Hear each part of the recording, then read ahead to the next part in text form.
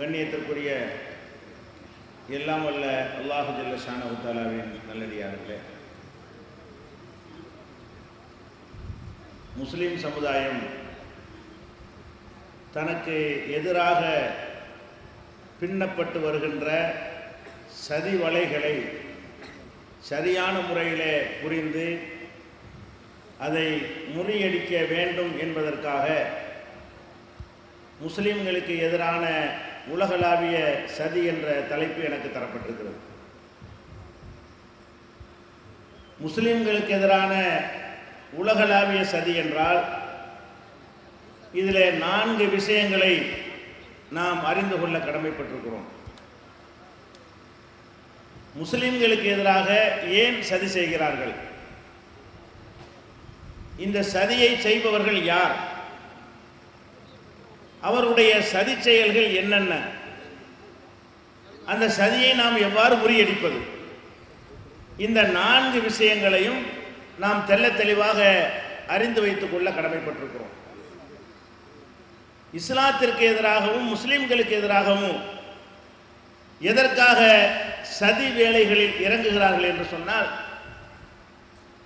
பொதுவாக நேருக்கு நேராக யார் மோதக்கூடியவர்களாக திராணி பெற்றவர்களாக இருக்கிறார்களோ அவங்க சதி வேலை செய்ய மாட்டார்கள். நேருக்கு நேராக தன்னுடைய பலத்தை பயன்படுத்தி எதிரிகளோடு மோதுவதற்கு யாருக்கு தெம்பும் திராணியும் தைரியமும் துணிவும் பலமும் ஆற்றலும் இருக்கிறதோ அவங்க குறுக்கு வழியில் சதி வேலை செய்து வீழ்த்துவதற்கு முனைய மாட்டார்கள். இஸ்லாம் மார்க்கத்தை பொறுத்த வரைக்கும் அதனோடு நேரடியாக மோதக்கூடிய திராணி தைரியம் உலகத்தில் யாருக்குமே இல்லை. இந்த மார்க்கத்தினுடைய கொள்கைகளாக இருந்தாலும் இதனுடைய சட்டதிட்டங்களாக இருந்தாலும் முஸ்லிம்கள் கடைபிடிக்கின்ற நல்ல பண்பாடுகளாக இருந்தாலும் இதையெல்லாம் எதிர்த்து இதைவிட இதோ சிறந்தது இருக்கிறது என்று எவனாலும் காட்ட முடியாது. அல்லது இது தவறானது, இன்னென்ன காரணங்களால் இஸ்லாம் தவறானது என்றும் சொல்ல முடியாது. அப்ப நேருக்கு நேராக இதை எதிர்த்து இஸ்லாத்தை ஒழிக்க அவர்கள் முயற்சி செய்வதாக இருந்தால் இதைவிட ஒரு மேலானது அவர்களிடத்தில் இருக்க வேண்டும். இதைவிட சிறந்த ஒரு கொள்கையும் சித்தாந்தமும் அவங்கள்ட்ட இருக்கணும். இருந்தால் அதை சொல்லி ஒழிச்சிடலாம்.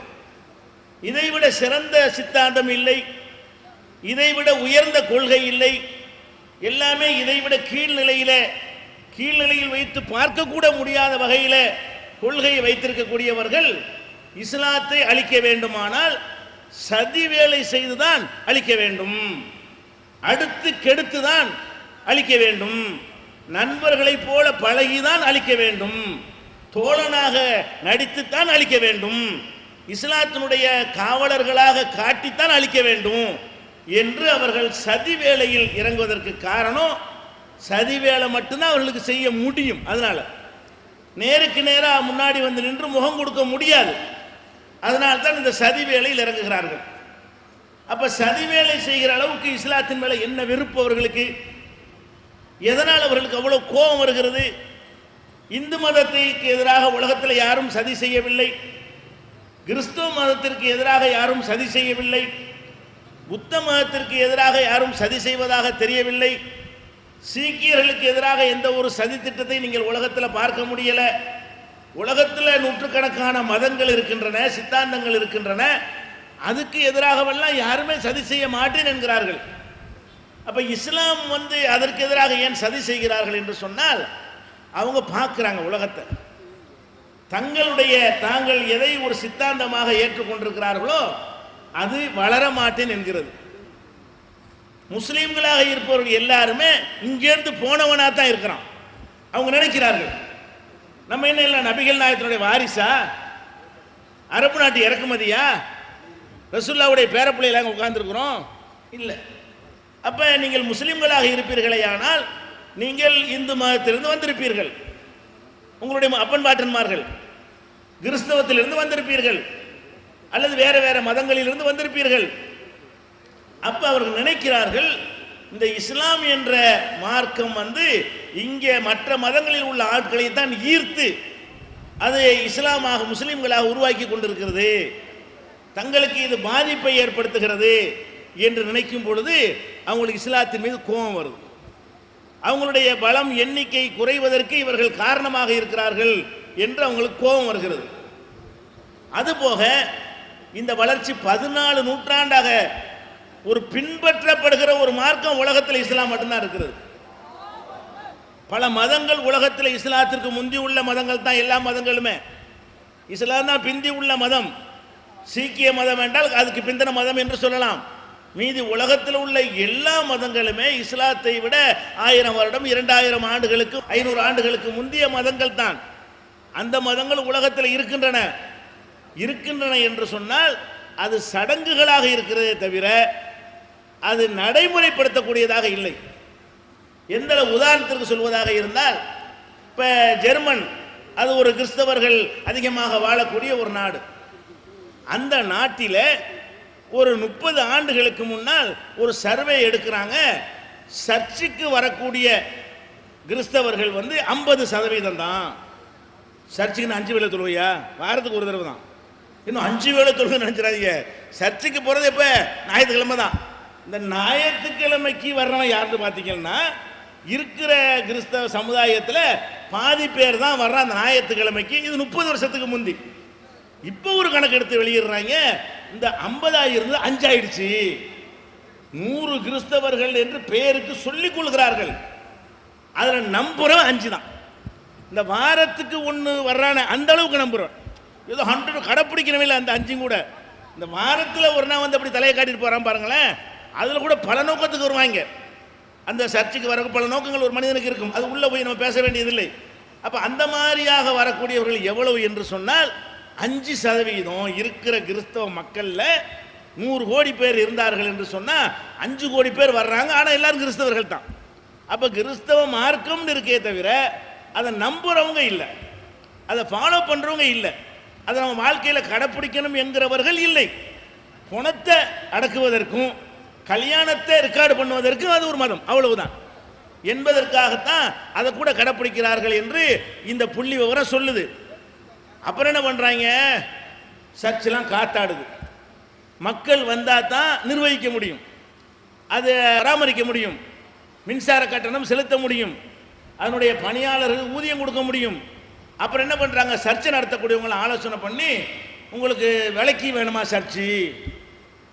சர்ச்சைகள் விலைக்கு விற்கிறாங்க. விளம்பரம் பண்ணி இந்த தெருவில் உள்ள ஆலயம் விற்பனைக்கு உள்ளது, வாங்குறவர்கள் வாங்கி கொள்ளலாம் என்று சொல்லி 30% சர்ச்சைகள் விற்கப்பட்டு விட்டது. அந்த நாட்டில் விற்கலாம். சர்ச்சை என்பது என்னன்னு கேட்டால், அந்த பங்கு தந்தைகள் அவங்களுடைய ப்ராப்பர்ட்டி மாதிரி இருக்கும். அவங்க நினச்சா விற்றுக்குருவாங்க, நினச்சா வாங்கிக்கிடுவாங்க, அந்த மாதிரி உள்ளது. அப்போ சர்ச்சுகளை நம்ம நாட்டில் சர்ச்சையோ இப்போ கோயிலே பள்ளிவாசல் விற்க முடியாது. சர்ச்சை வேணால் விற்கலாம், கோயில் பள்ளிவாசலில் விற்க முடியாதுங்க. இந்திய அரசாங்கத்தினுடைய வக்ஃப் வாரியம்னு ஒன்று வச்சுருக்கிறானுவோ, அவங்களுக்கு இந்துக்களுக்கு அறநிலையத்துறைன்னு இருக்கிறது, கிறிஸ்தவர்களுக்கு அது கிடையாது. இங்கே கூட விற்கலாம்னு நினைக்கிறேன், ஆனால் அரசாங்கத்தில் தடுத்துரும். அப்போ அந்த மாதிரி இருக்கும் பொழுது சர்ச்சுகளை விற்கிறான். அப்போ சர்ச்சுகளை விலை பேசி விற்று அதில் சில சர்ச்சு பள்ளிவாசலுக்கு வாங்குறாங்க. சர்ச்சுகளாக இருந்து இதை எடுத்துக்கிறீங்களா விலைக்குன்னு கேட்குறான். அதை முஸ்லீம்கள் வாங்கி அதை பள்ளிவாசல் ஆக்குறாங்க. சில பேர் கிளப்பாக்குறான், சில பேர் ஷாப்பிங் காம்ப்ளெக்ஸ் ஆக்குறான், சில பேர் கடை வாங்குறான், கடையாக்குறான், சில பேர் குடியிருக்கிற வாங்குறான். இப்படி பலவித தேவைகளுக்காக வழிபாட்டு தலம் ஏலங்கூறி விற்கப்படுது என்று சொன்னால், ஒரு பள்ளிவாசலை விற்று உலகத்தில் பார்த்துருக்குறோமா? உலகத்தில் எங்கேயாச்சும் இந்த பள்ளிவாசலை ஏலம் விட்டாங்கன்னு பார்க்க முடியுமா? அப்போ பார்க்குறாங்க, கோவம் வருது அவங்களுக்கு. என்னடா இது, கடைசியாக ஒரு மதம், அரபு நாட்டிலேருந்து ஒரு மதம் இங்கே நுழைஞ்சி சர்ச்சையே விலைக்கு வாங்குது, நம்ம சர்ச்சைகள் எல்லாம் பள்ளிவாசல் ஆகிறது. இன்னும் சொல்ல போனால் டென்மார்க்கில் போராட்டம் பண்ணுறாங்க. இஸ்லாமிய வளர்ச்சி ஜாஸ்தியாக இருக்கிறது, அதை தடுத்து நிறுத்த வேண்டும், இல்லைன்னா ஐரோப்பா யூனியனே 25 வருஷத்தில் முஸ்லீம் நாடாகி போயிடும் அப்படின்னு போராட்டம் பண்ணுறாங்க. அப்படின்னு போராட்டம் பண்ணக்கூடிய காட்சியை பார்க்குறோம். அப்போ இஸ்லாத்தினுடைய வளர்ச்சி அதாவது நம்பரில் வேண்டால் பிற மதத்தில் அதிகமாக இருக்கலாம். கிறிஸ்தவர்கள் எடுத்துக்கொண்டா முஸ்லீமோட கூட இருப்பாங்க. நம்பரில் அதில் நம்பிக்கை உள்ளவங்களாக இருப்பாங்களா, அதை சித்தாந்தத்தை ஏற்றுக்கொண்டவர்களாக இருப்பாங்களா, இயேசுண்டா யாருன்னு அறிந்து வைத்திருப்பார்களா, கர்த்தண்டா என்னன்னு தெரியுமா? அப்படி தெரியாது. அந்த மாதிரியான அடிப்படையில் பார்த்தீர்களே ஆனால் உயிரோடு இருக்கக்கூடிய ஒரு மார்க்கமாக இருந்து இது வளர்ந்து கொண்டே இருக்கிறது. பட்டு போய் பெருசாக இருக்கு, ஆனால் பட்டு போச்சு. என்னத்துக்கு? அது மரம் பெருசு தான், ஆனால் உயிர் இல்லை. பட்டு போச்சு, காய்க்காது, பூக்காது, பூக்காது, ஒன்றும் செய்யாது. இந்த மார்க்கம் என்ன செய்கிறது? காய்க்கிறது, பூக்கிறது, பலன் தருகிறது, வளர்ந்து கொண்டும் இருக்கிறது, பெருசாகவும் இருக்கிறது. அப்போ இந்த மாதிரியான வளர்ச்சியை பார்க்கும் பொழுது சில பேர் கோபம் வருது, இந்த மாதிரி வளர்றாங்களே. அதே மாதிரி பார்க்கிறார்கள், இது ஒரு பக்கம் பார்க்குறாங்களா, சில நல்ல பண்புகளை பார்க்கிறார்கள். முஸ்லிம்கள் மத்தியில் குடும்ப அமைப்பை சரியாக பேணுகிறார்கள், விபச்சாரம் குறைவாக இருக்கிறது. குடும்ப அமைப்பை பேணக்கூடியவர்கள் ஒழுங்காக சந்ததிகளை உற்பத்தி பண்ணுவார்கள். கணவன் மனைவிங்கிற அந்த உறவு இருந்தால் தானே பிள்ளைகளாம் வரும். அந்த மாதிரி இருக்கிற காரணத்தினால் முஸ்லிம்களுடைய அந்த வளர்ச்சி விகிதம் தொடர்ச்சியாக சீராக இருந்து கொண்டே இருக்கிறது. எந்த ஒரு நாட்டிலையும் எந்த ஒரு காலகட்டத்திலையும் நம்முடைய வளர்ச்சி விகிதம் குறைந்தது இல்லை. ஆனால் மேற்கத்திய நாடுகள் என்ன கற்றுக் கொடுக்கிறது? என்ன மாதிரி சித்தாந்தத்தை சொல்லி கொண்டிருக்கிறான்? கல்யாணம் பண்ண வேண்டாம், யாரோடையும் போய்க்க, ஒரு நாளைக்கு இவன்கிட்ட போ, ஒரு நாளைக்கு அவன்கிட்ட போ, ஒரு நாளைக்கு இவள்கிட்ட போ, அடுத்த நாளைக்கு இவள்கிட்ட போ, ஒரு மாதம் இவளை வச்சுக்க, அடுத்த மாதம் அவளை வச்சுக்க, அப்படிங்கிற மாதிரியான ஒரு சித்தாந்தத்தை அந்த உலகத்துக்கு சொன்னால் என்ன நடக்குது? பிள்ளை பேரு குறைகிறது. மனைவியின் பொறுப்பு சுமந்து நம்ம புள்ள நம்ம வாரிசுன்னு வந்தால் தானே பிள்ளை பெறுவான். என் பிள்ளை, என் புருஷன், என் பொண்டாட்டின்னு வரணும் இல்லையா? அப்படியான ஒரு அமைப்பை பேணி காத்தால் மட்டும்தான் அந்த சமூகம் வளர்ச்சி பெறும். இப்போ மேற்கத்திய நாடுகளை பார்த்தீர்கள்னு சொன்னால் அவங்கள்ட்ட அந்த கலாச்சார மாற்றத்தின் காரணமாக கல்யாணத்துக்கு முன்னாடியே எல்லாம் செய்யலாம்னு அவனே ஊக்குவிக்கிறான், அவனே அதை ஆதரிக்கிறான், அதுக்குரிய சாதனங்கள்லாம் செஞ்சு கொடுக்குறான். நீ கற்கலைப்பு செஞ்சுக்கேங்கிறான். எப்படி சட்டம் போடுறான்? முன்னாடியே இவனுடைய போய்க்க, 15 வயசில் வேணாலும் பண்ணிக்க, 20 வேணாலும் பண்ணிக்க, கற்பமாக வேணாலும் ஆயிக்க, விரும்பினா கலைச்சிக்க, நினச்சா கல்யாணம் பண்ணிக்க, இல்லைனா போய்கிட்டு இஷ்டத்துக்கு போய்க்க. இப்படியான ஒரு விஷயத்தை சொல்லி கொடுத்த பிறகு என்ன நடக்குதுன்னு கேட்டால் கணிக்கிறாங்க. அங்கே உள்ள ஒவ்வொரு சபைகளும், மதங்களை காப்பதற்கு உள்ள சபைகளும் கணிக்கிறாங்க, இப்படியே போனால் ஜீரோவில் நின்றும், இவங்க கிழவங்களா இவங்க மிஞ்சுவாங்க, சந்ததிகள் இருக்காது, ஜெனரேஷன் இருக்காது, ஐரோப்பா சுடுகாடாக போயிடும். பிரான்ஸ் ஐரோப்பா சேர்ந்து தான். அப்போ அமெரிக்கா போன்ற நாடுகள்லாம் சுடுகாடாகிவிடும். அப்படிங்கிற மாதிரி சுடுகாடாக போயிருமே என்று பயப்படும் பொழுது இவங்க என்னடா நம்பரை கூட்டுறாங்க. அதே மாதிரி சீராக வளர்ந்துக்கிட்டே இருக்கிறாங்க. ஒரு மனித இனம் எந்த வளர்ச்சியில் சீரான வளர்ச்சி விகிதம் இருக்க வேண்டுமோ அந்த மாதிரி இந்த மார்க்கத்தை வளர்ந்து கொண்டே இருக்குது அப்படின்னு பார்க்கும் பொழுது அவங்களுக்கு கோபமாக இருக்கிறது. நம்ம நாடெல்லாம் ஒரு கிழவனாக போய் எல்லாம் அழிஞ்சு போய் விடுவார்கள். அப்புறம் என்ன பண்ணுறாங்க? காசு, 2 புள்ள பெற்றா இவ்வளோ பணம் கூட தருவோம், நீ 3 புள்ள பெற்றா உனக்கு அவ்வளோ தருவோம், நீ 5 புள்ள பெற்றேன்னு போய் நீ தான் ராஜாங்கிற. இப்போ எப்படி பெறுவான்? 5 புள்ள பெற்றா ராஜாங்கிற வாசலப்புறம் திறந்து விட்டிய, புள்ள பெறுவதற்குரிய அம்புட்டு வாசலை அடைச்சி வச்சுப்புட்டு எவனுடைய போய்க்கன்னு சொல்லிவிட்டு நீ 5 புள்ள பெற்றா உனக்கு அதை தருவேன், நீ 10 புள்ள பெரு. நம்ம நாட்டு ஜனத்தொகை குறைஞ்சிக்கிட்டு இருக்கு, பிரான்ஸில் அறிவிக்கிறாங்க. அதிக பிள்ளை இருப்பவர்களுக்கு அதிகமான வசதிகளோட அவன் எல்லாம் செஞ்சு தர்றாங்கிற அரசாங்கத்திலேயே மக்களோட யாருக்கு ஆள போகிறான்? அப்புறமேலு இந்த கிழமையெல்லாம் போயிட்டாங்கன்னா அப்புறம் காடு தான், மண்ணு தான், மண்ணையும் ஆள முடியும்.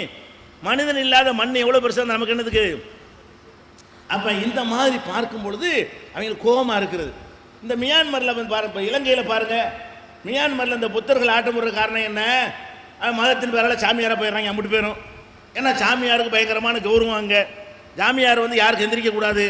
யார் ராஜபக்ச வந்தாலும் சாமியார் உட்கார்ந்து தான் இருப்பார். புத்த சாமியார் யாருக்கு எந்திரிக்கக்கூடாது, யாருக்கும் எந்திரிக்க மாட்டார். இப்படியான ஒரு கர்வத்தை கொடுத்த உடனே அம்புட்டு போயிலும் காவியை போட்டு சாமியார் ஆக்கிட்டானு. சாமியார் ஆகிக்கிட்டு தேவைக்கு வேற மாதிரி சாமியார் ஆக முடியுமா? சாமியார்னா அந்த ட்ரெஸ்ஸில் தான் சாமியார் ஆக முடியும். மனுஷன் சாமியார் ஆக சொல்லக்கூடிய சாமியார் ஆக முடியாது. அதான் பிரம்மச்சாரியம், பெண்ணை தொடமாட்டோம் அப்படிங்கிற மாதிரி எவன் ஆக முடியாது. ட்ரெஸ்ஸில் சாமியாராக போன உடனே இவன் வேறு மாதிரி வகையில் தன்னுடைய காரியத்தை நிறைவேற்றிக்கிறானா, அப்போ கல்யாணம் குறைஞ்சி போச்சு.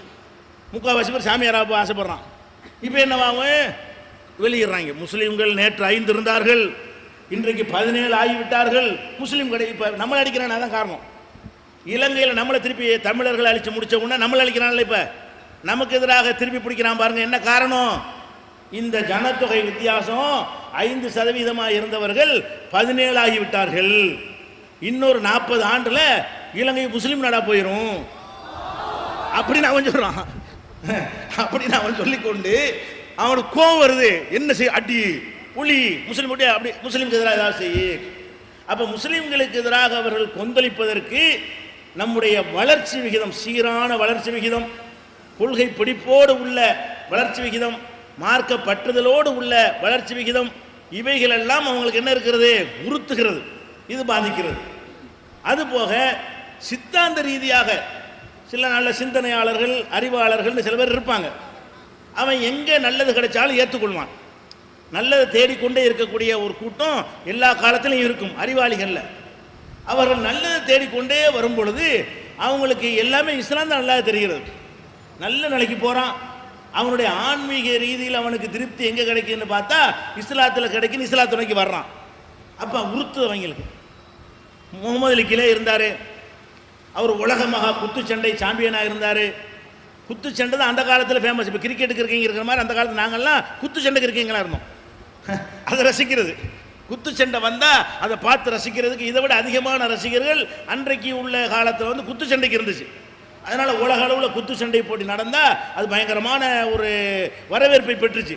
மல்யுத்தம், குத்துச்சண்டை, போட்டா போட்டி, காட்டா குஸ்தின்னு ஊர் போடுவாங்க, மல்யுத்தம் போடுவாங்க. அதைத்தான் பொழுதுபோக்க நாங்கள்லாம் பார்ப்போம். அப்படியான ஒரு காலகட்டத்தில் இந்த டிவியில் வந்து ஆரம்பத்துலலாம் அதை தான் முக்கியமாக காட்டுவாங்க. அதில் கேசிஎஸ் கிலேன்னு ஒருத்தன் உலக சாம்பியனாக தொடர்ந்து வர்றான், ஹெவி வெயிட். அவனை யாருக்கு வெல்ல முடியலை என்றாலும் அவனை வந்து கருப்பு இனத்தில் பிறந்து விட்டான் என்ற காரணத்திற்காக வேண்டி அவனை வெள்ளை அரசாங்கம் ஒதுக்குறது, அமெரிக்க அரசாங்கம் அவனை வந்து இழிவுபடுத்துகிறது, அவனுக்கு உரிய மரியாதை தருவதற்கு மறுக்கிறது. எவ்வளோ பெரிய இடத்துக்கு போயிட்டோம், பணத்துக்கு பஞ்சம் இல்லை, புகழுக்கு பஞ்சம் இல்லை, கேசிஎஸ் கிளேண்டா தெரியாதால் யாரும் இல்லை உலகத்தில், அவ்வளோ பெரிய உலகமாக புகழ் பெற்று விட்டோம், மனுஷனை மதிக்க மாட்டேங்கிறாங்களே அப்படின்னு சொல்லி அவன் தேடுறான். மனுஷனை ஏன் மதிக்க மாட்டேங்கிறான்? சித்தாந்தம் தப்பு, தவறான சித்தாந்தத்தில் வார்த்தெடுக்கப்பட்டிருக்கிறார்கள், சரியான சித்தாந்தம் ஏதாவது இருக்குமான்னு தேடுறான். அவனுக்கு இஸ்லாம் பிடிச்சி முகமது அலியா மாறுறான். உலக சாம்பியனாக இருக்கும் பொழுது அந்த சாம்பியன் பட்டத்தை வென்ற நிலையிலேயே கேசிஎஸ் கிளே முகமது அலி கிளையா மாறுறான். கோவம் வருமா வராதா? என்னடா இப்படி புகழ் பெற்றவன்லாம் போயிட்டு இருக்கிறாங்க. அதே மாதிரி வந்து யூசுப் இஸ்லாம் ஸ்டீவன்சன் ஒருத்தர் தான், இந்த பாப்பிசை பாடகர் இப்போ இருந்தான் பாருங்க, மைக்கேல் ஜாக்சன், இவனுக்கு முந்தி அவன் தான் பெரிய ஆள். அவனுடைய பாப்பிசைக்கு தான் அதிகமான ரசிகர்கள். தனி விமானமெல்லாம் வைத்திருந்தான், பல கோடிகளுக்கு சொத்துக்களை வைத்திருந்தான். அவனுக்கு பொம்பளை ரசிகர்கள் அவ்வளோ ரசிகர்கள் இருந்தாங்க.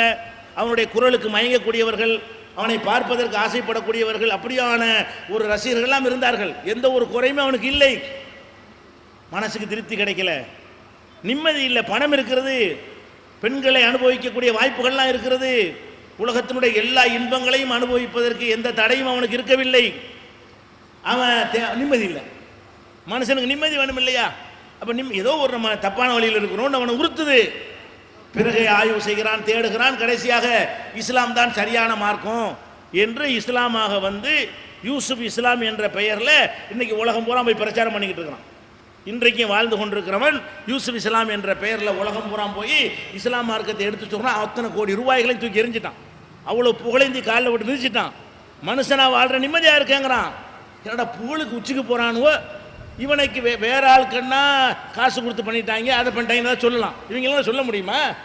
கேசிஎஸ் கிளைக்கு என்ன எவன் காசு கொடுக்குறது? என்ன அவனுக்கு காசு கொடுக்க நம்மள்ட்ட இருக்குதா சமுதாயத்தில்? அவன் காசுக்கு ஆசைப்படுறவனா? இவனுக்கு ஸ்டீவன்சனுக்கு கொடுக்கறதுக்கு யார்கிட்ட காசு இருக்குது? அவன் நமக்கெல்லாம் தருவான். அப்போ அந்தளவுக்கு பணத்தில், பதவியில், புகழில், அந்தஸ்தில் பெரிய இடத்தில் இருக்கக்கூடியவர்கள்லாம் இப்படி போகிறாங்களே. அப்போ கண்டிப்பாக இது நல்ல மார்க்கம் என்கிற ஒரு தோற்றம் வரும் பொழுது அவங்களும் ஆத்திரம் வருது. என்ன இது எப்படி ஒழிக்கணும் என்று கோபப்படுகிறார்கள், ஆத்திரப்படுகிறார்கள். இந்த வளர்ச்சி ஒரு காரணமாக இருக்கிறது. அப்போ இஸ்லாத்தினுடைய கொள்கை சித்தாந்தத்தை எடுத்துக்கிட்டீங்கன்னு சொன்னால் அது ரொம்ப சிறப்பாக இருக்கிறது. உலகம் பூரா பார்க்குறாங்க, குற்றங்கள் எங்கே கம்மியாக இருக்குது, எங்கே எல்லாம் இஸ்லாம் சொல்லக்கூடிய அந்த குற்றவியல் சட்டம், அதுக்கு நெருக்கமான சட்டம், அந்த சட்டமோ நெருக்கமான சட்டமோ எந்த நாடுகள்லாம் இருக்கிறதோ அங்கே தான் குற்றங்கள் கம்மியாக இருக்கிறது. உலகத்தில் குற்றப்பட்டியலில் முதலிடத்தில் அமெரிக்கா இருக்குது.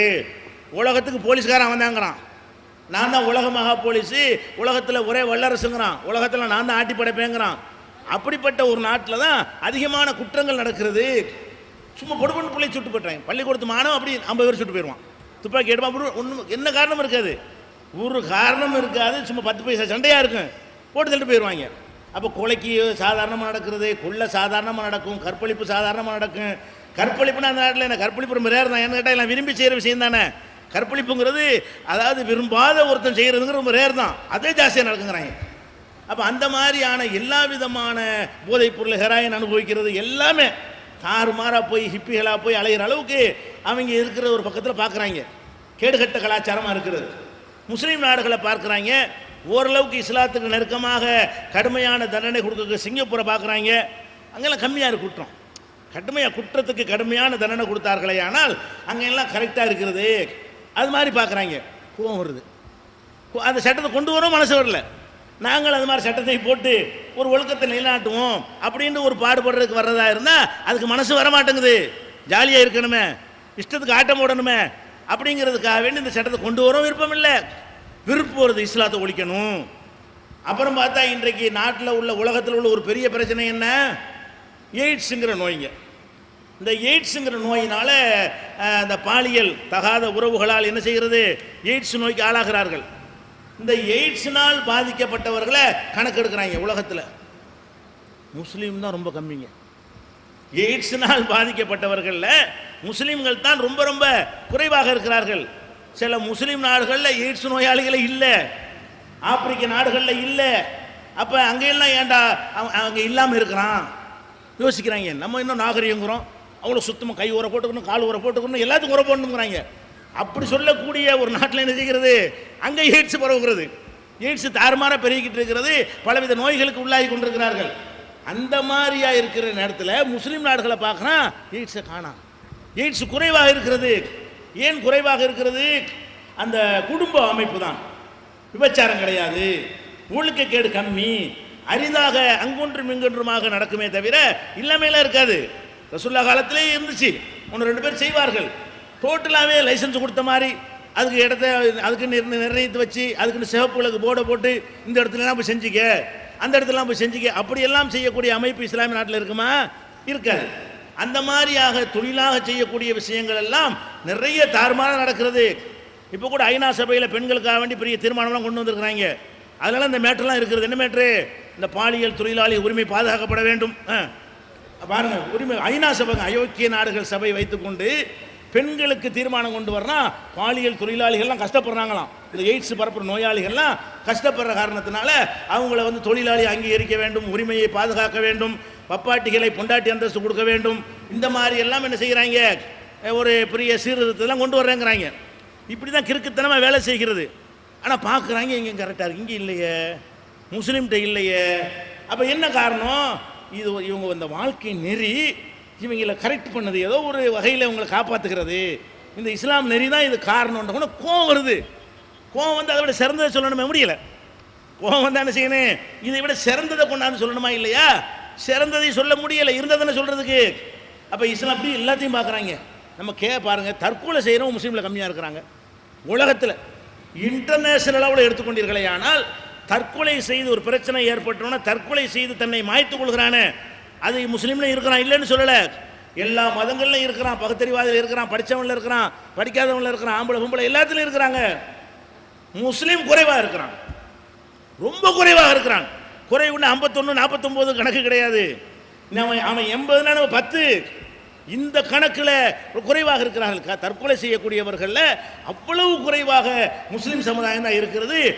அவன் கூட இஸ்லாத்தை புரியாதவனாக இருக்கிறான், இஸ்லாம் மார்க்கத்தை நம்பாமல் இருக்கிறது அவன் தற்கொலைக்கு கூட காரணம் என்ற அளவுக்கு புள்ளி வரத்தை சொல்கிறாங்க. ஆய்வு செய்து இந்த தற்கொலை செய்யாமல் முஸ்லீம்கள் காத்துக்கொள்வதற்கு காரணம் அவங்களுடைய மத நம்பிக்கை. என்ன துன்பம் வந்தாலும் இறைவனுடைய, அதை யாருக்கு வெல்ல முடியுமா, ஜெயிக்க முடியுமா? ஒரு ஆள் மூத்தா போயிட்டா, செத்த போயிட்டார், அதுக்காக நம்ம செத்த முடியுமா? அல்லாஹ் வைத்து போர் செய்ய முடியுமா? ஒரு நஷ்டம், கோடி கோடியாக நஷ்டமாயிடுச்சு, என்னடா பண்ணுறது, அல்லாஹ் நாடிட்டான், விட்டு தள்ளு, இப்படி நான் அசால்ட்டாக எடுத்துகிட்டு போயிடுறாங்க. இப்படி அசால்ட்டாக எடுத்தால் நீ ஏன் தற்கொலை பண்ண போகிற? புருஷன் சேர்த்தா என் பொண்டாடி தற்கொலை, பொண்டாடி சேர்த்ததுக்கு புருஷன் தற்கொலை பண்ணான்னு, காசு போனால் இதுக்கு தற்கொலை பண்ண போகிற. அப்போ அல்லாஹ் வந்து எழுதி வைத்திருக்கிறான், நடந்துருச்சா? அல்லாஹ்வுடைய நாட்டம். இந்த அல்லாஹ்வுடைய நாட்டம்ன்ற ஒரு சொல்லு இவன் அப்படி புரட்டி போடுகிறது, இவன் அப்படி என்ன செய்கிறது, மாற்றி விடுகிறது. தற்கொலை செய்ய போனால் கூட பயந்து நடுங்குகிறான். தற்கொலை செஞ்சால் ஜனாசா கூட தொழுவிக்க மாட்டாங்க என்ற அளவுக்கு கட்டுப்பாடுகளை கெடுபிடிகளையும் வைத்து நம்பிக்கையும் பலப்படுத்தியிருக்கிற காரணத்தினால பார்க்குறாங்க, என்னடா எல்லா நல்லதுலையும் மிஞ்சி நிற்கிறானுவோ, அவங்க எல்லா கெட்டலையும் மிஞ்சி நிற்கிறான். எல்லா கெட்ட செயல்களை சொல்லி காட்டினார்ல, ரோட்டில் நின்று சவுதி அரேபியா எல்லா அரபு நாடு போனால் எல்லாரும் இருக்கிறீங்க, அது எந்த நாட்டிலையாச்சு இப்படி செவத்துக்கு முன்னாடி நின்று ஒன்று கடிச்சு பார்த்துருக்கீங்களா எவனாச்சு? நீங்கள் எந்த அரபு நாட்டிலே பார்த்துருக்கீங்களா? நம்ம நாட்டில் பார்க்குறீங்களா இல்லையா? அவங்க நின்று கொண்டிருக்கிறான், பொம்பளை போனால் அடிக்கிறான், அது மக்கள் நடமாடுற இடம் நாற்று அடிக்குமே, பள்ளிக்கூடம் இருக்க பக்கத்தில், அதெல்லாம் கிடையாது. அது கோயிலுக்கு முன்னாடி அடிப்பான், அவனுங்களா அவன் வழிபடுற கோயிலுக்கு முன்னாடி நின்று அடிக்கிறான். இதெல்லாம் இப்படிலாம் பார்க்கும் பொழுது எல்லா நல்ல விஷயங்கள்லையும் இவர்கள் மேலாக இருக்கிறார்களே, எல்லா நல்ல விஷயங்களையும் சிறந்து விளங்குகிறார்களே என்று சொல்லும் பொழுது அவனுக்கு கோபம் வருது இஸ்லாத்தின் மேலே. ஆனால் அந்த கோபத்தை வைத்து எதிர்த்து நிற்க வர முடியலை. எவ்வளோ அழைப்பு கொடுக்குறோம், இஸ்லாத்தை பற்றி ஏதாவது ஏகத்துவ கொள்கையை பற்றி பேசணுமா வா, ஒரு தெய்வமா பல தெய்வமா பேசுவோமா வா, கூப்பிட்றோம்ல வரமாட்டேங்கிறான். இந்த இஸ்லாமிய சட்டம் சரியா அந்த சட்டம் சரியா பேசுவோம் வர்றியா மாட்டேன். அப்போ இருந்ததுன்னு வர்றதுக்கு விவாதங்களுக்காக உலகம் பூரா அழைப்பு கொடுக்குறோம், வாடா பேசுவோம்ட்டு ஒரு பயில் வரமாட்டேங்கிறான். ஏன்? நேருக்கு நேராக கருத்தால் சித்தாந்தத்தால் மோதி வெல்ல முடியாது. அப்போ மோதி வெல்ல முடியாவிட்டால் சதி செய்துதான் வெல்ல முடியும் என்று அவங்களுடைய மூளை வேலை செய்யும். என்ன செய்யணும்? ஒரு சதி வேலை செய்து வளர்ச்சி தடுக்கணும். சதி வேலை செய்து தடுப்பது இதுதான் காரணம். இதை செய்கிறவங்கள யாருங்கிறீங்க? நன்றாக தெரிந்து கொள்ளுங்கள், சாதாரண மக்கள் கிடையாது. இப்போ இந்தியாவில் இந்துக்கள் இருக்காங்கன்னு வைங்க, அவங்களாம் யார்? அவங்க சாதாரண அப்பாவி மக்கள். அவங்க முஸ்லீம்கள் வளர்கிறத பற்றி அவங்களுக்கு கோபமும் கிடையாது, பொறாமையும் கிடையாது. ஒருத்தன் இஸ்லாம் ஆகுறதுனால அவங்களுக்கு ஆத்திரமும் கிடையாது, வெறுப்பும் கிடையாது. முஸ்லீம்கள் அண்ணன் தம்பி மாமா மச்சான் அத்தனை பேர் என்ன செய்கிறான்? பார்க்குறான். கிறிஸ்தவர்கள் அப்படி தான் பார்க்குறான். எல்லா மதத்தில் உள்ள சாதாரண மக்கள் இருக்கிறாங்களே, சாதாரண மக்களை செய்யவும் முடியாதுண்ணே, கொஞ்சம் கிரிமினல் தானே செய்வான் சதிலாம். சதி அப்பாவி மக்களுக்கு என்ன சதி செய்ய தெரியும்? அவன் என்ன செய்கிறான்? அட அவன் பள்ளியாசல் கூட நம்ம கோயிலுக்கு போகணும், உங்களோட வேலையை பார்த்துக்கிட்டு அப்படி தான் இருக்கான். எல்லா இந்து மக்கள் அப்படி தான் இருக்கிறார்கள், எல்லா கிறிஸ்தவ மக்கள் அப்படி தான் இருக்கிறார்கள், எல்லா பௌத்த மக்கள் அப்படி தான் இருக்கிறார்கள். அவங்க உண்டு அவங்க வேலை உண்டு இருக்கிறார்களே தவிர இதெல்லாம் அவனை பாதிக்கவே இல்லை. நான் சொல்லக்கூடிய இந்த வளர்ச்சி இதெல்லாம் யாரை பாதிக்கலை? சாதாரண பிற மதத்து மக்களை பாதிக்கவே இல்லை, எந்த மதத்து மக்களையும் பாதிக்கவில்லை. நீங்கள் உள்ள நுழைங்கி பழகினீர்களே, ஆனால் நீங்கள் எடுத்து சொன்னால் ஏற்றுக்கொள்கிற அளவில் தான் இருக்கிறார்களே தவிர அவர்கள் வெறுக்கக்கூடிய வகையில் ஒருவருமே இல்லை. நாம தான் சரியாக பயன்படுத்தலை, நாம தான் அந்த மக்களோட சரியான முறையில் பழகலை, சரியான முறையில் இஸ்லாத்தை நீங்கள் அறிமுகப்படுத்தவில்லை என்று சொல்லணுமே தவிர அவங்க அந்த மாதிரியாக நினைக்கவே இல்லை. யார் இதில் கோபப்பட்டு சதி வேலை செய்கிறான் என்று சொன்னால், மதத்தை வைத்து அரசியலை வைத்து பிழைப்பு நடத்தக்கூடிய லீடர்களை தலைவர்களாக இருக்கக்கூடியவன், அந்தந்த சமுதாயத்தில் எழுத்தல்களாக அறிவு ஜீவிகளாக இருக்கிறவன், அறிவாளி நினைக்கிறான் பாருங்க, அவனுக்கு தான் வேலை செய்து இல்லடா நம்ம அறிவாளிங்கிறோம், இவங்களுக்கு முன்னாடி நிற்க முடியலையே, இவங்கள உள்ள ஒரு சாதாரண ஒருத்தன் கேட்குற கேள்விக்கு பெரிய அறிவு ஜீவிக்கு பதில் சொல்ல முடியலையே, படிக்காதவன் கேட்குறான் படித்தவனுக்கு பேச முடியலையே, இவங்களுடைய சித்தாந்தத்துக்கு முன்னாடி நிற்க முடியலையே, இதை விட ஒரு சிறந்ததை நம்முடைய அறிவை கொண்டு கண்டுபிடிக்க முடியலையே அப்படின்னு ஆத்திரப்பட்டு யாரு? மத பீடங்கள், எல்லா மதத்தினுடைய பீடங்களும் எல்லா மதத்தினுடைய அறிவு ஜீவிகளும் பிளான் பண்ணுறான், இதை ஒழிக்கணும், இஸ்லாத்துக்கு எதிராக முகம் கொடுக்க முடியவில்லை, நம்ம கொள்கையை சிறந்தது என்று சொல்லி இங்கேருந்து ஆள் பிடிக்க முடியவில்லை. இங்கேருந்து முஸ்லீமாக இருந்த ஒருத்தன் நான் எல்லா மதங்களையும் ஆய்வு செய்துவிட்டு இதுதான் சிறந்த மதம்னு போன ஒருத்தனை காட்ட முடியுமா? முடியாது. அப்போ அந்த மாதிரியெல்லாம் இல்லைன்றவன் என்ன செய்கிறான்னு கேட்டால், இந்த சதி வேலையில் இறங்குற ஆட்கள்லாம் யாருன்னு கேட்டால் இந்த மாதிரியான ஆட்கள். யார்? அந்த தலைமை பீடம், ஒவ்வொரு ஏதாவது ஒரு வகையில் தலைமை பீடத்தில் இருக்கக்கூடியவர்களுக்கு கடுமையான அறிவுள்ள தலைமை பீடமாக இருப்பார்கள், இல்லைன்னா மதத்தில் தலைமை பீடமாக இருப்பார்கள், அல்ல சமுதாயத்தில் தலைமை பீடமாக இருப்பார்கள். அவங்களுடைய அந்த கட்டு குறைஞ்சிருமா இல்லையா? ஒரு 10,000 பேர் கொண்ட சாதிக்கு தலைவனாக இருக்கிறவன் அதுலேருந்து 200 பேர் போனால் அவனுக்கு குறைஞ்சி போயிரும்ல. 10,000 பேருக்கு அப்புறம் தலைவராக இருக்க முடியாது, 9,800 பேர் தான் இருக்க முடியும். அப்போ அந்த 200 போயிட்டானா பாதிக்குது அவனுக்கு, அது வருமானம் பாதிக்குது, கூட்டம் கூடுறது பாதிக்கிறது. இப்படியாக இந்த பாதிப்புகள் யாருக்கு இருக்கு? மக்களுக்கு கிடையாது. மக்களை வைத்து சம்பாதிக்கக்கூடியவர்கள், மக்களை வைத்து பிழைப்பு நடத்தக்கூடியவர்களுக்கு இது பாதிக்கிறது. அதை விட்டு அவர்கள் ஆச்சரியப்படுற ஒரு விஷயம் என்ன தெரியுமா? இப்போ நம்ம எல்லா மதங்களையும் எடுத்துக்கிட்டீங்கன்னு சொன்னால் அந்த மத குருமார்கள் இருக்காங்க இல்லையா, மத குருமார்கள்ட்ட தான் பொசிஷன் வச்சுருப்பாங்க. எல்லா ரெக்கார்டு எல்லாமே யார் கையில் இருக்குங்க? புடி அவங்க கையில் தான் இருக்கும். அதில் உள்ள நம்ம இஸ்லாத்தில் யார் கையில் இருக்குங்க? அஜர்த்து கையில் இருக்குங்க. அவர் பேசிமாம் சம்பளம் ரூபாயின்னு போயிட்டு இருக்கேன். பள்ளிவாசல் அவர் கையில் இருக்குமா? வரவுசல் அவராக பார்ப்பாரு, லாபம் எடுத்து அவராக எடுத்துக்கிடுவார். எந்த பள்ளியில் நீங்கள் பார்க்க முடியாது. எந்த பள்ளி வாசலாக இருந்தாலும் அதில் மதகுருடைய வேலை என்ன? தொழுவு நடத்திட்டு போய்கிட்டு இருக்க வேண்டியதான். கத்தம் ஓத பாத்திய ஓத கூட போயிட்டு இருக்க வேண்டியதான். இவ்வளவு தான் நமக்கு பள்ளிவாசலில் உள்ள பிடி. கிறிஸ்துவ மார்க்கத்தை எடுத்துக்கொண்டீர்களே ஆனால் அங்கே மக்களுக்கு அதிகாரம் கிடையாதுங்க, சபைகளுக்கு தான் அதிகாரம். சபையை நடத்துறது யார்? மத குருமார்கள். அதனுடைய வருமானம் அவர்களுக்கு தான். அதுதான் பங்கு தந்தைங்கிறாங்க. பங்கு வாங்கிக்கிறது. பங்கு தந்தைன்னு அதுக்கு பேர் வச்சுக்கிற காரணம் என்னது? பங்கு தான் மேட்ரு. அப்போ அதில் கல்யாணத்துக்கு வாங்குற கட்டணம், அதுக்கு வாங்குற கட்டணம், வெளிநாட்டு நிதி எல்லாமே யார் கையில் இருக்கும் என்று கேட்டால் அந்த தலைமையின் கையில் இருக்கிறது. அப்படிங்கும் போது அதை வளர்ப்பதற்கு உழைப்பாங்களா இல்லையா? அதிகமாக வளர்ந்து அதிக வருமானம் தானேங்க. நம்ம அஜர்த்துமார்கள் மார்க் அறிஞர்கள் ஏன் உழைக்கிறது இல்லைன்னு கேட்டால், உழைச்சி அவருக்கு என்ன? நீங்கள் 2000 பேர் இருந்தாரு, 20 லட்சம் பேர் இருந்தாரு என்ன, அவருக்கு உரிய 3000 சம்பளம் கொடுக்க போறீங்க? ஒரு சைக்காலஜிக்கல் அவருக்கு ஒன்றும் கிடையாது. இதில் அவர் வந்த பள்ளிவாசலுக்கு ஒத்தனை வராட்டா கூட சம்பளம் கொடுக்குறீல்ல. சுபுக்கு ஒத்தனைக்குன்னா அந்த பள்ளி 5000 சம்பளம் கொடுக்குறீங்க. நம்பர் எண்ணி தலை எண்ணியாக கொடுக்குறீங்க.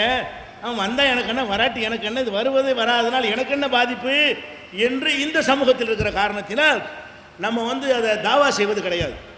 இஸ்லாம் மார்க்கத்தை அடுத்தவங்களுக்கு எடுத்து சொல்லுவது நம்முடைய வேலை அப்படின்னு அதையே இழுத்து போட்டுக்கொண்டு அதையே ஒரு வேலையாக நாம் செய்ய மாட்டோம். ஆனால் மிஷனரிகள் என்ன செய்கிறார்கள்? அதில் ஒரு 10,000 பேர் உள்ள சர்ச்சில் வருமானம் வருதுன்னா 20,000 மாறினா 2 மடங்கு அவருக்கு கிடைக்கும். 30,000 மாறினா 3 மடங்கு அவருக்கு கிடைக்கும். கல்யாண கர்மாதி அடக்கம் பண்ணுற ஒருத்தன் அடக்கம் பண்ணுறா இருந்தால் கூட அந்த சர்ச்சுடைய தலைவர் அவர் மறுத்துனா அடக்கம் செய்ய முடியாது. சுடுகாடு கல்லறை அவர் கையில், வழிபாடு அவர் கையில், கல்யாணங்களை பதிவு செய்ய அவர் கையில், அதனுடைய வரவுசல் அவர் கையில். மக்கள் அவர் கீழே இருக்கிறார்கள். மத குருமார்கள் கீழே. உலக அளவில் எடுத்துக்கொண்டாலும் ஒரு பாப்பாண்டவர் கீழே இருப்பார்கள். உலக அளவில் எடுத்துக்கொண்டாலும் மத குருமார் கையில் நிர்வாகம் இருக்கும் பொழுது மத குருமார்களுக்கு ஆதாயம் இருக்கிற காரணத்தினால் வளர்ச்சிக்கு வேலை செய்து கொண்டிருக்கிறார்கள். அவங்க நினைக்கிறாங்க, இப்படி கோடி கோடி அள்ளி கொட்டுறோம், பல வேலைகளை செஞ்சு இழுக்க பார்க்குறோம், ரூபாயை கொடுத்து பார்க்குறோம், கல்வி கொடுத்து பார்க்குறோம், மருத்துவம் கொடுத்து பார்க்குறோம், தொண்டுங்கிறோம், மண்டுங்கிறோம், என்னதான் செய்கிறாங்க, என்னென்னமோ பண்ணி பார்க்குறோம், இன்னும் வரமாட்டேங்கிறாங்க. சும்மா சேரில் உள்ள சாதாரண மக்களை வேண்டாம் கூட்டிகிட்டு வர முடியுது. பெரிய அளவில் ஒரு தாக்கத்தை உண்டாக்க முடிய மாட்டேங்கிறது. கொள்கையை சொல்லி சிறப்பை சொல்லி கூப்பிட முடியல. அவன் என்ன சொல்கிறது? நீ எங்கள்கிட்ட வர்றியா, உனக்கு இப்போ காலேஜில் நடந்துருவோம், நீ எங்கள்கிட்ட சேர்றியா, உனக்கு மருத்துவ இலவசமாக பார்ப்போம். இப்படி தான் ஆள் பிடிக்க முடிகிறது. அவங்களுக்கு தெரியுது மனசாட்சிக்கு நம்மளாம் இப்படி பண்ணுறோன்னு. அவன் ஆச்சரியப்படுறான். இவங்க ஒன்றுமே பண்ண மாட்டேங்கிறாங்க. முஸ்லீம்களில் பிரச்சாரம் செய்வதற்குன்னு ஒரு நெட்வொர்க் கிடையாது. நம்மள ஆர்வம் உள்ள சில பேர் அடுத்தவங்களுக்கு சொல்லுகிறோமே தவிர அரபு நாடுன்னு வச்சுக்கிறானே, அவன் பள்ளிவாசல் கட்டுறது தான் காசு கொடுக்குறாங்கிறான். அவன் என்ன செய்கிறான்? பள்ளிவாசல் கட்டிக்க, பள்ளிவாசல் கட்டிக்கங்கிறான். அடே அவங்க என்ன செய்கிறாங்க? இவங்க ஒப்பிட்டு பார்த்தாவது முஸ்லிம் மார்க்கத்தை எடுத்து சொல்லுங்கப்பா, அதுக்கு பணத்தை வாங்கிக்கிறங்கப்பான்ட்டு கொடுக்க. அரபு நாட்டில் நிறைய கொடுக்குறாங்க. எது கொடுக்குறான்? பள்ளிவாசல் கட்டுறேன்னு கேளுங்களேன், அதுக்கு பணத்தை அள்ளி தர்றாங்க. தாவாவுக்கு தரமாட்டேங்கிறான். அவன் தாவாவுக்கு கொடுத்தானா இது 100 மடங்கு நம்ம செய்யலாம். அதனால் ஒவ்வொரு இடத்துல நீங்கள் பார்த்தீங்கன்னா ஒரு ஸ்கூல் எடுத்தாலும் சரி, ஒரு சர்ச்சை எடுத்தாலும் சரி, நம்மளாம் 1 சென்டில் பள்ளிவாசல் கட்டிக்கிட்டு இருக்கோம். நம்ம பள்ளிவாசல் எப்படி 3 சென்டில் வாங்கிட்டா பெரிய பெரிய பள்ளிவாசல் அது. அந்த ரேஞ்சில் போய் கொண்டிருக்கிறோம். அங்கெல்லாம் என்ன ஏக்கர் கணக்கில் இருக்குது. அப்போ அந்த மாதிரி எல்லாம் இருக்கக்கூடிய அவன் ஒப்பிட்டு பார்க்குறான். என்னடா இவ்வளவு பிரயத்தனம் பண்ணி பிரச்சாரம் செய்கிறோம், வளர மாட்டேங்கிறது, ஒன்றும் பண்ண மாட்டேங்கிறாங்க. அவன் பாட்டு அவங்களே பார்த்துட்டு இருக்கிறான். வர்றதை பற்றி வந்தாலும் எனக்கு கவலை இல்லை, வராட்டாலும் கவலை இல்லை. தௌஹீத் ஜமாத் மாதிரி சில பேர் கத்துறாங்க, இவ்வளோதானே தவிர பெரிய அளவில் என்ன இல்லை, தாவா பணிகள் நடப்பது இல்லை. எப்படி வளருது? ஒன்றும் செய்யாமல் வளருதாடா, ஆச்சரியமாக இருக்காங்க. ஒன்றும் பண்ண மாட்டேங்கிறாங்க, வளருது. இப்போ உலகம் பூரா இஸ்லாமிய தாவா ஏதாவது நடந்துகிட்டு இருக்குதுங்கிறீங்களா? பிற மக்களுடைய தாவாவோடு ஒப்பிட்டு பார்த்தால் ஒரு தூசியோட சொல்லலை, கடுகை விட கம்மி. அவ்வளோ குறைந்த அளவில் தான் நம்முடைய பணிகள்லாம் இருக்கிறது. அப்போ இதையெல்லாம் பார்க்கும் பொழுது அவங்க ஆச்சரியம் படுறாங்க, விருப்பம் அடைகிறாங்க. எப்படி ஒழிக்கிறது? அப்போ ஏன் சதி செய்கிறார்கள் என்ற காரணத்தை நீங்கள் முதல் புரிஞ்சுக்கணும். ஏன் சதி செய்கிறார்கள்? இதனுடைய வளர்ச்சி அவர்களை பாதிக்கிறது, அவர்களுக்கு இழப்பை ஏற்படுத்துகிறது, அவர்களுக்கு நஷ்டத்தை, பொதுமக்களுக்கு நஷ்டத்தை ஏற்படுத்தவில்லை. அவர்களுக்கு யார் இதை வைத்து பிழைப்பு நடத்தி கொண்டிருக்கிறார்களோ, அரசியல் நடத்தி கொண்டிருக்கிறார்களோ, சாதியின் பெயரால் மதத்தின் பெயரால் நடத்தக்கூடியவர்களுக்கு இஸ்லாத்தினுடைய வளர்ச்சி இன்னொன்னுடைய மைனஸ் என்று தங்களுடைய மைனஸ் என்று வழங்குகிறார்கள். தங்களுடைய ஒரு நம்பர் இழந்தால்தான் ஒரு நம்பர் அங்கு அதிகமாகிறது என்று அவர்கள் புரிகிறார்கள். இந்த காரணத்தினால் என்னமா செஞ்சு ஒழிக்கணும். என்ன செஞ்சு ஒழிக்கிறது? 2 விஷயத்தையும் விளங்கிட்டீங்க. யார் செய்கிறான்னு விளங்கி போச்சா? எதுக்கு செய்கிறான்னு விளங்கி போச்சு. யார் செய்கிறாங்கிற உங்களுக்கு சொல்லிவிட்டேன். எதற்காக செய்கிறான்? இந்த இதான் காரணம். நம்ம வந்து நல்ல சமுதாயமாக இருக்கிறோம். அவங்க என்ன வேண்டாலும் விமர்சி தொலைஞ்சிட்டு போகிறாங்க. நம்ம தான் சிறந்த சமுதாயம். அதில் எந்த வகையான நாகரிகம், ஒழுக்கம், சுத்தம், சுகாதாரம், மூத்திரம் பெஞ்சிட்டு கழுவணும்னு சொல்லக்கூடிய ஒரு சமுதாயம் நம்ம தான். உலகத்தில் எவனும் கிடையாது. சிறுநீர் கழித்தால் கழுக வேண்டும்ங்கிற ஒரு சாதாரண விஷயத்தை கூட தெரியாத உலகம் பூரா இருக்கும் பொழுது மலம் கழிச்சுட்டு கழுவ மாட்டேங்கிறாங்க. மேற்கத்திய வெள்ளை ஆள் தான் தோல் வெள்ளையாக இருக்கிறான். தோல் தான் வெள்ளையாக இருக்குமே தவிர தொடச்சி போட்டு போகிறாங்க. தொடச்சி போடுறதுக்கு பேப்பர் வச்சுருக்கான். ஸ்டார் ஹோட்டலுக்கு போனீங்கன்னு சொன்னால் தொடச்சி போடுறதுக்கு பேப்பர் வச்சுருக்கானே தவிர தண்ணி யூஸ் பண்ணுறது கிடையாது. எத்தனை பேர் குடியிருந்த நம்ம நாட்டுக்கு குடியிருக்க வந்தால் நம்பர் கேட்பாங்க. எத்தனை பேர் இருக்கிற வாடகை குடும்பம்? 10 பேர். தரமாட்டேன். நிறைய தண்ணி செலவு பண்ணுவீங்க. ஈவன் 100 பேர் கூட வைக்கலாம். வாடகை வீடு வச்சோன்னு வைக்கல, 100 பேர் வச்சா தண்ணி செலவாகுது. ஏன்? குளிக்கவும் மாட்டாங்க. தோல் வெள்ளையாக இருக்கனால வேர்க்காது. அந்த மாதிரி கிளைமேட்டில் வளர்ந்துட்டாங்களா, குளிக்கிறது கிடையாது, அந்த சுத்தம் பண்ணுறது கிடையாது. அந்த வெளியில் வந்து அவங்களுக்கு நீட்டு மாதிரி தெரியுங்க.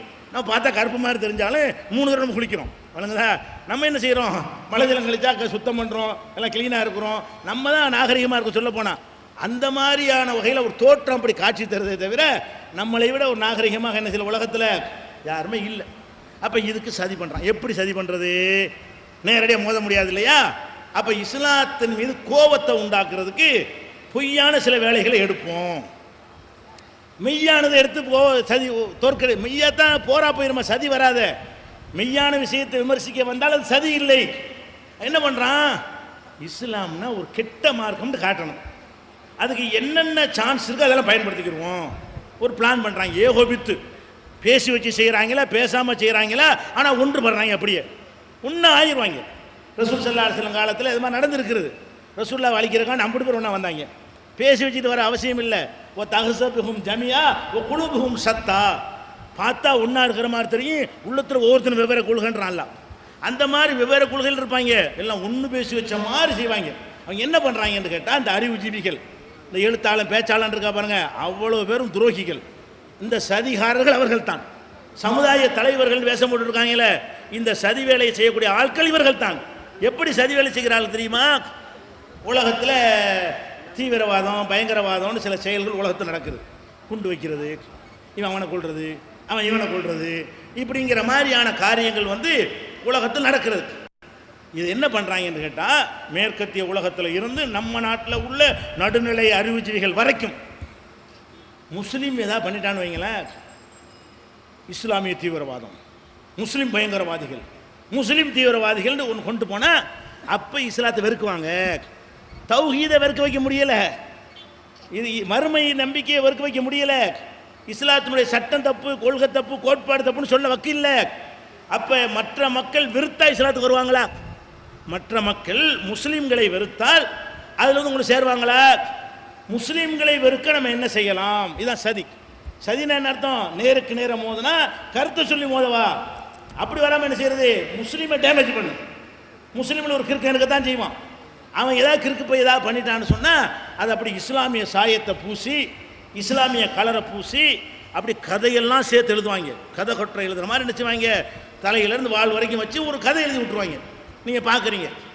அப்போ இவங்க என்ன பிளான் பண்ணாங்க உலகம் புறான்னு சொன்னால், எங்கேயாவது வெடிகுண்டு சம்பவங்கள் நடந்தால், தீவிரவாத சம்பவங்கள் நடந்தால், அதில் முஸ்லீம் எவனாவது சம்பந்தப்பட்டு இருப்பானையானால் அது இஸ்லாம் தான் செய்துங்கிற மாதிரி பரப்போடான்னு முடிவெடுத்துட்டாங்க. இதுதான் சதி. இதுதான் உலகளாவிய சதி நான் சொல்கிறேன். ஏன் உலகளாவிய சதின்னு சொல்கிறேன்? இமெயில் எழுதுகிற மாதிரி தான் ஐரோப்பாவில் எழுதுகிறான், இமெயில் எழுதுகிற மாதிரி தான் அமெரிக்காவில் எழுதுகிறான், இமெயில் எழுதுகிற மாதிரி தான் உலகத்தில் உள்ள எல்லா நாட்டிலும் எழுதுகிறான். உலகளாவிய சதி தானே இது. நீ இங்கே மட்டும் நடக்கலையே, தமிழ்நாட்டில் மட்டும் நடக்குது. இவன் தமிழன் அப்படி தான் எழுதுறான், மலையாளி அப்படி தான் எழுதுறான், கன்னடத்துக்காரன் அப்படி தான் எழுதுறான், இந்தியிலே அப்படி தான் எழுதுறான். சர்வதேச மொழிகள்லையும் முஸ்லீம் ஏதாவது ஒரு தவறு செய்து விட்டான் என்று சொன்னால் அந்த தவறை ஒட்டுமொத்த இஸ்லாமே செய்ய சொல்கிற மாதிரி முஸ்லீம்னு சேர்த்து தான் செய்வான். முஸ்லீம் தீவிரவாதி கைது, முஸ்லீம் பயங்கரவாதி கைது, முஸ்லீம் தீவிரவாதி தொடர்பா அப்படிங்கிற மாதிரி என்ன செய்வான்? ஒரு செய்தியை போட்டுருவான். ஆனால் என்ன நடக்கிறது? முஸ்லீம் தான் செய்கிறானா? உலகத்தில் உள்ள எல்லா இந்த மாதிரி குற்ற செயல்களுக்கு முஸ்லீம் தான் காரணமா? நம்மளை விட தாண்டி செஞ்சுக்கிட்டு இருக்காங்க எல்லாரும். அவனோட எல்லாம் மதத்தை சேர்க்க மாட்டேங்கிறான். இதான் சதிங்கிறது. அப்படின்னா எல்லாத்தையும் சேர்க்கணுமா? இல்லை. இந்த விடுதலை புலிகள் போய் என்ன செஞ்சாங்க? இலங்கையில் அந்த நாட்டில் இதே மாதிரி வேலையெல்லாம் செஞ்சாங்க. குண்டு வச்சாங்க, மந்திரியை கொண்டாங்க, அதை செஞ்சாங்க, விமான நிலையத்தை தாக்குனாங்க, சிவிலியன்களை கொன்றாங்கன்னு பல விஷயங்கள் நடந்தது. நம்ம நாட்டில் வந்து ராஜீவ்காந்தி போட்டு தள்ளிட்டு போயிட்டாங்க. அவங்கள வந்து பேரை வச்சுக்கிட்டு இந்து தீவிரவாதி எவனாச்சும் எழுதுனானா? அட அப்துல் காருன்னு ஒரு செஞ்சான்னு சொன்னால் முஸ்லீம் தீவிரவாதிங்கிற. அப்போ அவனில் எவனாச்சும் பேரறிவாளன், சாந்தன், முருகன் ஆகிய இந்து தீவிரவாதிகள் பேப்பரில் பார்த்தீங்களா? அவங்க இந்து தானே. நீ இல்லைன்னு சொன்னாலும் இந்து தானே இந்தியா சட்டப்படி.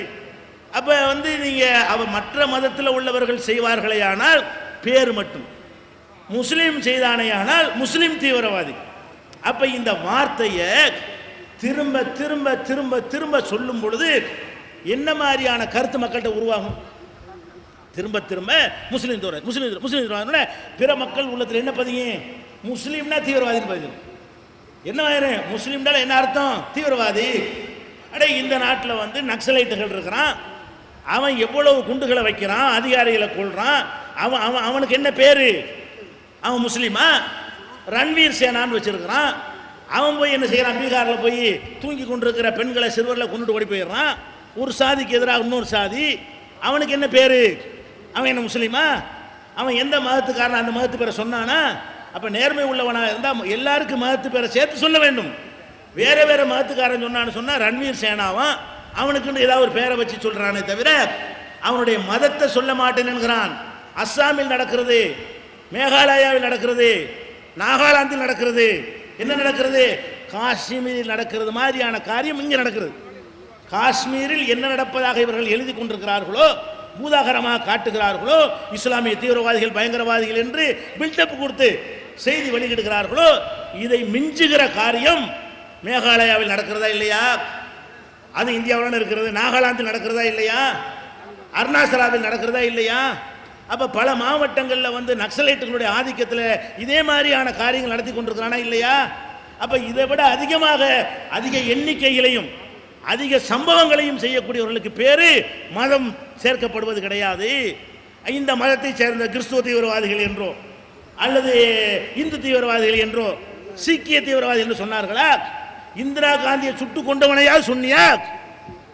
இந்திரா காந்தியை சுட்டு கொண்டதுனால சீக்கியம் சுட்டான்னு சொன்ன, சீக்கிய தீவிரவாதி அவனுக்கு பேரை கொடுத்தியா? அப்ப எதை எடுத்தாலும் இஸ்லாமியர்கள் சம்பந்தப்பட்டதை பேசும் பொழுதெல்லாம் இவன் செய்யற மாதிரி எல்லாரும் செய்யறான். காஷ்மீரில் செய்கிற மாதிரியான காரியத்தை பல காரணங்களுக்காக அனைவரும் செய்கிறான். சரி, காஷ்மீரில் உள்ளவன் இஸ்லாத்துக்கு அவனையா செய்கிறான்? அவன் என்ன இஸ்லாத்தை கடைப்பிடிக்கிறவனா? காஷ்மீரில் உள்ளவன் அது அவன் நாடு, அவன் நாட்டை ஆக்கிரமிச்சுக்கேன்னு போராடிட்டு இருக்கிறான். அவன் வெள்ளக்காரன் நாட்டை விட்டு போகும் பொழுது காஷ்மீரை என்ன செய்யலை? இந்தியாவில் சேர்த்துட்டு போகலை. காஷ்மீரை தனியாக வச்சுட்டு போனான், பாகிஸ்தானை தனியாக வச்சுட்டு போனான், இந்தியாவை தனியாக வச்சுட்டு போனான். சுதந்திரம் அடைஞ்சவனை அவன் பாதியை பிடிச்சிக்கிட்டான், இவன் பாதியை பிடிச்சிக்கிட்டான். மேட்ரு அதுதான். அப்போ எங்கள் விஷயத்தை வந்து நீங்கள் ஏன் தலையிட்டீங்கன்னு சொல்லி அதுக்கு போகிறாருன்னா அது உள்ள விஷயங்கள். அப்போ இதுக்காக வேண்டியதான் எங்கள் நாட்டை பிரித்து கொடு, ஓட்டெடுப்பு நடத்து, சுதந்திரம் கொடுன்னு கேட்டு தெரிகிறாங்க. இதுக்கே இஸ்லாமிய கலரை போடுற? அப்போ தனி இளம் தாண்டு கேட்குறீ? அது மாதிரி தானே இதுவும். இங்கே உட்காந்து இலங்கையை தனியாக பிரித்து தான் கேட்குறீங்களப்பா, அந்த மாதிரி தான் அவனு கேட்குறான். இதுக்கு மதம் காரணம் கிடையாது. அவன் அவனுடைய சித்தாந்தம், அவனுடைய கருத்து, அவனுடைய மாநிலம்னு விரும்புகிறான், தனியாக இருக்குன்னு ஆசைப்படுறான். அப்படி சொன்னாண்டே தப்புன்னு சொல்லி தொலைஞ்சிட்டு போ. அதுக்கேண்ட இஸ்லாத்தை சம்மந்தப்படுத்துறீங்க? அவன் இஸ்லாத்துக்காக இதை செய்யலையே, இஸ்லாம் மார்க்கத்தை நிலைநாட்டுறக்கா செய்யறான்? கிடையாது. அவனே இஸ்லாத்தை கடைப்பிடிக்காதவன், முடிக்கு தர்கா கட்டி கும்பிடுறான் பாருங்களேன். அவன்லாம் இஸ்லாத்தை கடைப்பிடிக்கிறவனா? பெரிய தர்கா காஷ்மீரில் ஹசரத்து பால் தர்கா, பால் தான் முடி, முடிக்கு ஹசரத்து முடி, ஒரு முடியை வச்சுக்கிட்டு ரசூல்லா முடின்னு பொய்யா வச்சு முடிக்கு பெரிய தர்கா கட்டிக்கிட்டு, தர்காவுக்கு பெரிய என்னது? ஹசரத் பால் தர்காண்டா. இவன்லாம் முஸ்லீமா? இவன் செய்கிற போராட்டம் இஸ்லாமிய போராட்டமா? அப்போ அவனுக்கு இஸ்லாத்துக்கு சம்பந்தம் கிடையாது. அவன் வந்து ஒரு எங்கள் நாடு தனி என்று சொல்கிறான், அதான் மேட்ரு. அது உன் நாடு சட்டப்படி தப்புன்னா நடவடிக்கை தொலைச்சிட்டு போ, அல்ல அது வேறு விதத்தில் அணுகிட்டு போ. அதுக்கு என்ன இஸ்லாத்தை என்ன சேர்க்குறீங்க? இஸ்லாம்களை கலரையாக குத்துறீங்க, அஸ்ஸாமும் மேகாலயா மாதிரி அதுன்னு சொல்லி தொலைச்சிட்டு போ. அப்போ என்ன இவங்களுக்கு பிளான் பண்ணுறாங்கன்னு சொன்னால், முஸ்லீம் அமெரிக்காவில் ஈரானில் இதில் ஆப்கானிஸ்தானில் அடிக்கிறான், ஆப்கானிஸ்தானில் இவன் அடிக்கிறான், ஈராக்கில் அடிக்கிறான். ஏன் அடிக்கிறான்? அமெரிக்காக்காரன் போய் ஆக்கிரமிச்சு அடிக்க தான் செய்வான். நம்ம நாட்டில் வந்து வெள்ளைக்காரன் ஆக்கிரமி நம்ம அடிக்கலையா? இந்தியா வெள்ளைக்காரன் ஆக்கிரமிச்சான்லங்க, அவனை விரட்டி தானே சுதந்திரம் வாங்கியிருக்கிறோம். ஒரு நாட்டில் போய் இன்னொரு நாட்டுக்காரன் போய் நுழைஞ்சான்னு சொன்னால் அடிக்க தான் செய்வோம். நம்ம நேதாஜி சுபாஷ் சந்திர போஸ் அடிக்கலையா? அப்போ பகத்சிங்க்கு வந்து நீங்கள் விழா நடத்துறீங்க, ஆஸ்துரை சுட்டு கொண்டாடல, அப்படின்னு சொல்லிட்டு என்ன செய்றீங்க, வீரவாஞ்சிநாதன் அவனுக்கு ரயில் வசன் பேர் வைக்கிறீங்க. வீரவாஞ்சிநாதன் என்ன செஞ்சான், ரயிலில் ஏறி போய் துறையை கொலை செஞ்சான். ஆஸ்துறைங்கிற ஒரு துறையை சுட்டு கொண்டான். இது என்ன செயல், இது தீவிரவாதி வேணா சொன்னியா? அப்போ இந்த மாதிரி காரியத்தை எல்லாரும் செய்வான். எப்போ செய்வான், அவன் நாட்டை இன்னொரு நாட்டுக்காரன் ஆக்கிரமிச்சான் என்று சொன்னால் அதை எதிர்த்து அவனுக்கு தெரிஞ்ச வழியில் போராடுவான். காந்தி மாதிரி உண்ணாவிரதம் சில பேர் இருப்பான், சில பேர் அறுவாலை தூக்குனா தான் சரியா வரும்னு அறுவாலை தூக்குவான். ஜார்ஜ் பெர்னாண்டஸ் யாரு, நம்ம நாட்டில் மந்திரியாக இருந்தார் பல தடவை. அந்த ஜார்ஜ் பெர்னாண்டஸ் யாரு, ரயிலுக்கு குண்டு வச்சவர் தான். அப்போ ரயிலுக்கு குண்டு வச்சவன் தீவிரவாதம் சொன்னியா அவரை? அது வெள்ளக்காரன் விரட்டுக்கு செஞ்சார். அதான் பண்ணுறான் ஈராக்கில், அதுதாண்டா பண்ணுறான் ஆப்கானிஸ்தானில். இன்னும் அமெரிக்கா வேண்டாம் அங்கே போகிறான். ஒரு நாட்டுக்காரன் இன்னொரு நாட்டுக்கு போனால் சொந்த நாட்டுக்காரன் இப்படி தான் போராடுவான். அதுக்கு இஸ்லாமா காரணம்? ஈராக்கில் உள்ள இஸ்லாமை கடைப்பிடிக்கிறவனா ஒருத்தருக்கா தாடி இருக்கா ஈராக்கில், நீங்கள் பார்த்தீங்களா? அப்போ இஸ்லாத்தை அவன் இஸ்லாத்துக்கு செய்யவே இல்லை, அமெரிக்காவை அடிக்கிறான், அவ்வளோதான். அவன் அமெரிக்காவை அடிப்பது எங்கள் நாட்டை ஆக்கிரமிச்சான் என்பதற்கு செய்கிறானே தவிர அதுக்கு இஸ்லாத்துக்கு என்ன? அதையும் இஸ்லாத்தில் முடிச்சு போடுற முஸ்லீம் தீவிரம் இஸ்லாம் தீவிரம். அப்போ என்ன உண்டாக பார்க்குறாங்கன்னா, இந்த மாதிரி ஒரு வார்த்தையை சொல்லி தான் அழிக்க முடியும். கொள்கையை தப்புன்னு சொல்ல முடியலை, கோட்பாடை தப்புன்னு சொல்ல முடியலை, நேருக்கு நேரம் வாதம் செஞ்சு வெல்ல முடியலை. என்ன வழி செய்வோம்? அப்போ முஸ்லீம் தீவு பயங்கரவாதின்னு சொன்னால் ஒரு இந்து சகோதரனை யோசிப்பான், சுதந்திராடா அருவாளும் கத்தியமாக திரிவாங்க, மஞ்சள் பை வச்சிருக்கான உள்ளக்கு பாம்பு வச்சிருக்கான், போயிடாத. இப்படி தானே அர்த்தம். கொஞ்சம் அம்மா அப்பா சொல்லுவாங்களா இல்லையா? இவன் போய்கிட்டு அம்மாட்ட போய், அம்மா நான் இஸ்லாத்துக்கு போக போகிறேன், அந்த அம்மா என்ன சொல்லுவேன், போயிடாத, முருக்காக்குள்ளெல்லாம் குண்டு வச்சுக்கிறாள் பொம்பளையிலுவோ, அப்படி ஒரு ஆயிஷா வச்சு திரியிறான்னு பரப்பி விட்டாங்க. ஆயிஷா பொம்பளை வரைக்கும் வெடிக்கணும், மனித வெடிகுண்டாக நாடு பூரா திரிகிறான்னு பரப்பி விட்டு விட்டாங்க. அதுக்கப்புறம் பார்த்தா முஸ்லீம் பொம்பளையில் பூரா வெடிகுண்டு வச்சிருக்காளோ அப்படின்னு பயங்காட்டி தெரிஞ்சானு. இப்படியே பயங்காட்டி இஸ்லாத்தை நேசிக்கக்கூடிய மக்களை வெறுக்க வைப்பதில் கொஞ்சம் கொஞ்சமாக ஜெயித்து கொண்டிருக்கிறார்கள். அந்த ஊடகங்களுடைய அவனை நடுநிலை நம்ம ஆளுக்கு சேர்ந்துக்கிறேன், அவனோட சேர்ந்துக்கிறது எல்லா பேரும் ஆரோக்கியம் துணிச்சு சொல்லணும். இப்படி சொல்றதுனால நம்ம செய்தி ஒன்று போட மாட்டேங்கிறான், பத்திரிகையில் போய் தொலைஞ்சிட்டு போடா, நீ போராட்டி எங்களுக்கு என்ன, அறிக்கை கொடுத்தா போட மாட்டேங்கிறான், தகுதி ஜமாத் போராட்டத்தை போட மாட்டேங்கிறான், போராட்டி போ, நீ எங்கள் செய்தியை போடணுங்கிறான்னு வளையணுமா? உன்னை அயோக்கியத்தனத்தை அம்பலப்படுத்தாமல் விட முடியுமா? அப்போ இந்த மாதிரியான வேலைகளை செய்து கொண்டிருக்கிறார்கள். இது ஒரு சதி என்ன, முஸ்லீம்கள் செய்கிற சில தவறுகளை அவன் இஸ்லாத்திற்கு செய்யலைன்னு தெரிந்து கொண்டு அவன் மாத்திரம் செய்யாமல் எல்லாரும் செய்கிறான் என்பதை புரிந்து கொண்டு அதுக்கு இஸ்லாமிய காலரை பூசி இஸ்லாமிய சாயத்தை பூசி என்ன செய்கிறான், இப்படி எழுதக்கூடிய காட்சியை நீங்கள் பார்க்குறீங்க. இது ஒரு பக்கமாச்சா? இது ஒரு சின்ன சதின்னு சொல்லிடலாம். பெரிய சதி ஒன்று செய்கிறானுங்க. பெரிய சதி என்ன, அவனே செஞ்சுக்கிட்டு நம்ம தலையில் போடுறது. இது நம்மள ஒரு கிறுக்கன் செஞ்சதை சொன்னாலும் பரவாயில்லைன்றலாம். நம்மள இது அப்துல் கலாம் செஞ்சு விட்டான், ஒரு ராமசாமி செஞ்சு விட்டான், சரி சொல்லி தொலைகிறாங்கன்றலாம். இன்னொரு வகை என்ன தெரியுமா, நம்ம செஞ்சே இருக்க மாட்டோம், நம்ம செஞ்சு விட்டுருவாங்க. எத்தனை குண்டு இந்த சம்ஜாதா எக்ஸ்பிரஸ் குண்டில் இருந்து எத்தனை குண்டு வெடிப்புகள் நடந்தது நாட்டில், எல்லாத்தையும் முஸ்லீம் தான் செஞ்சான்னு சொன்னானா இல்லையா? அப்படி கைது பண்ணானா இல்லையா? பேப்பர்லாம் கொட்டை எழுத்துல முதல் பக்க செய்தி போட்டானா இல்லையா? அதை செஞ்சவன் யார்? இப்போ யார் கண்டுபிடிக்கப்பட்டிருக்கிறான்?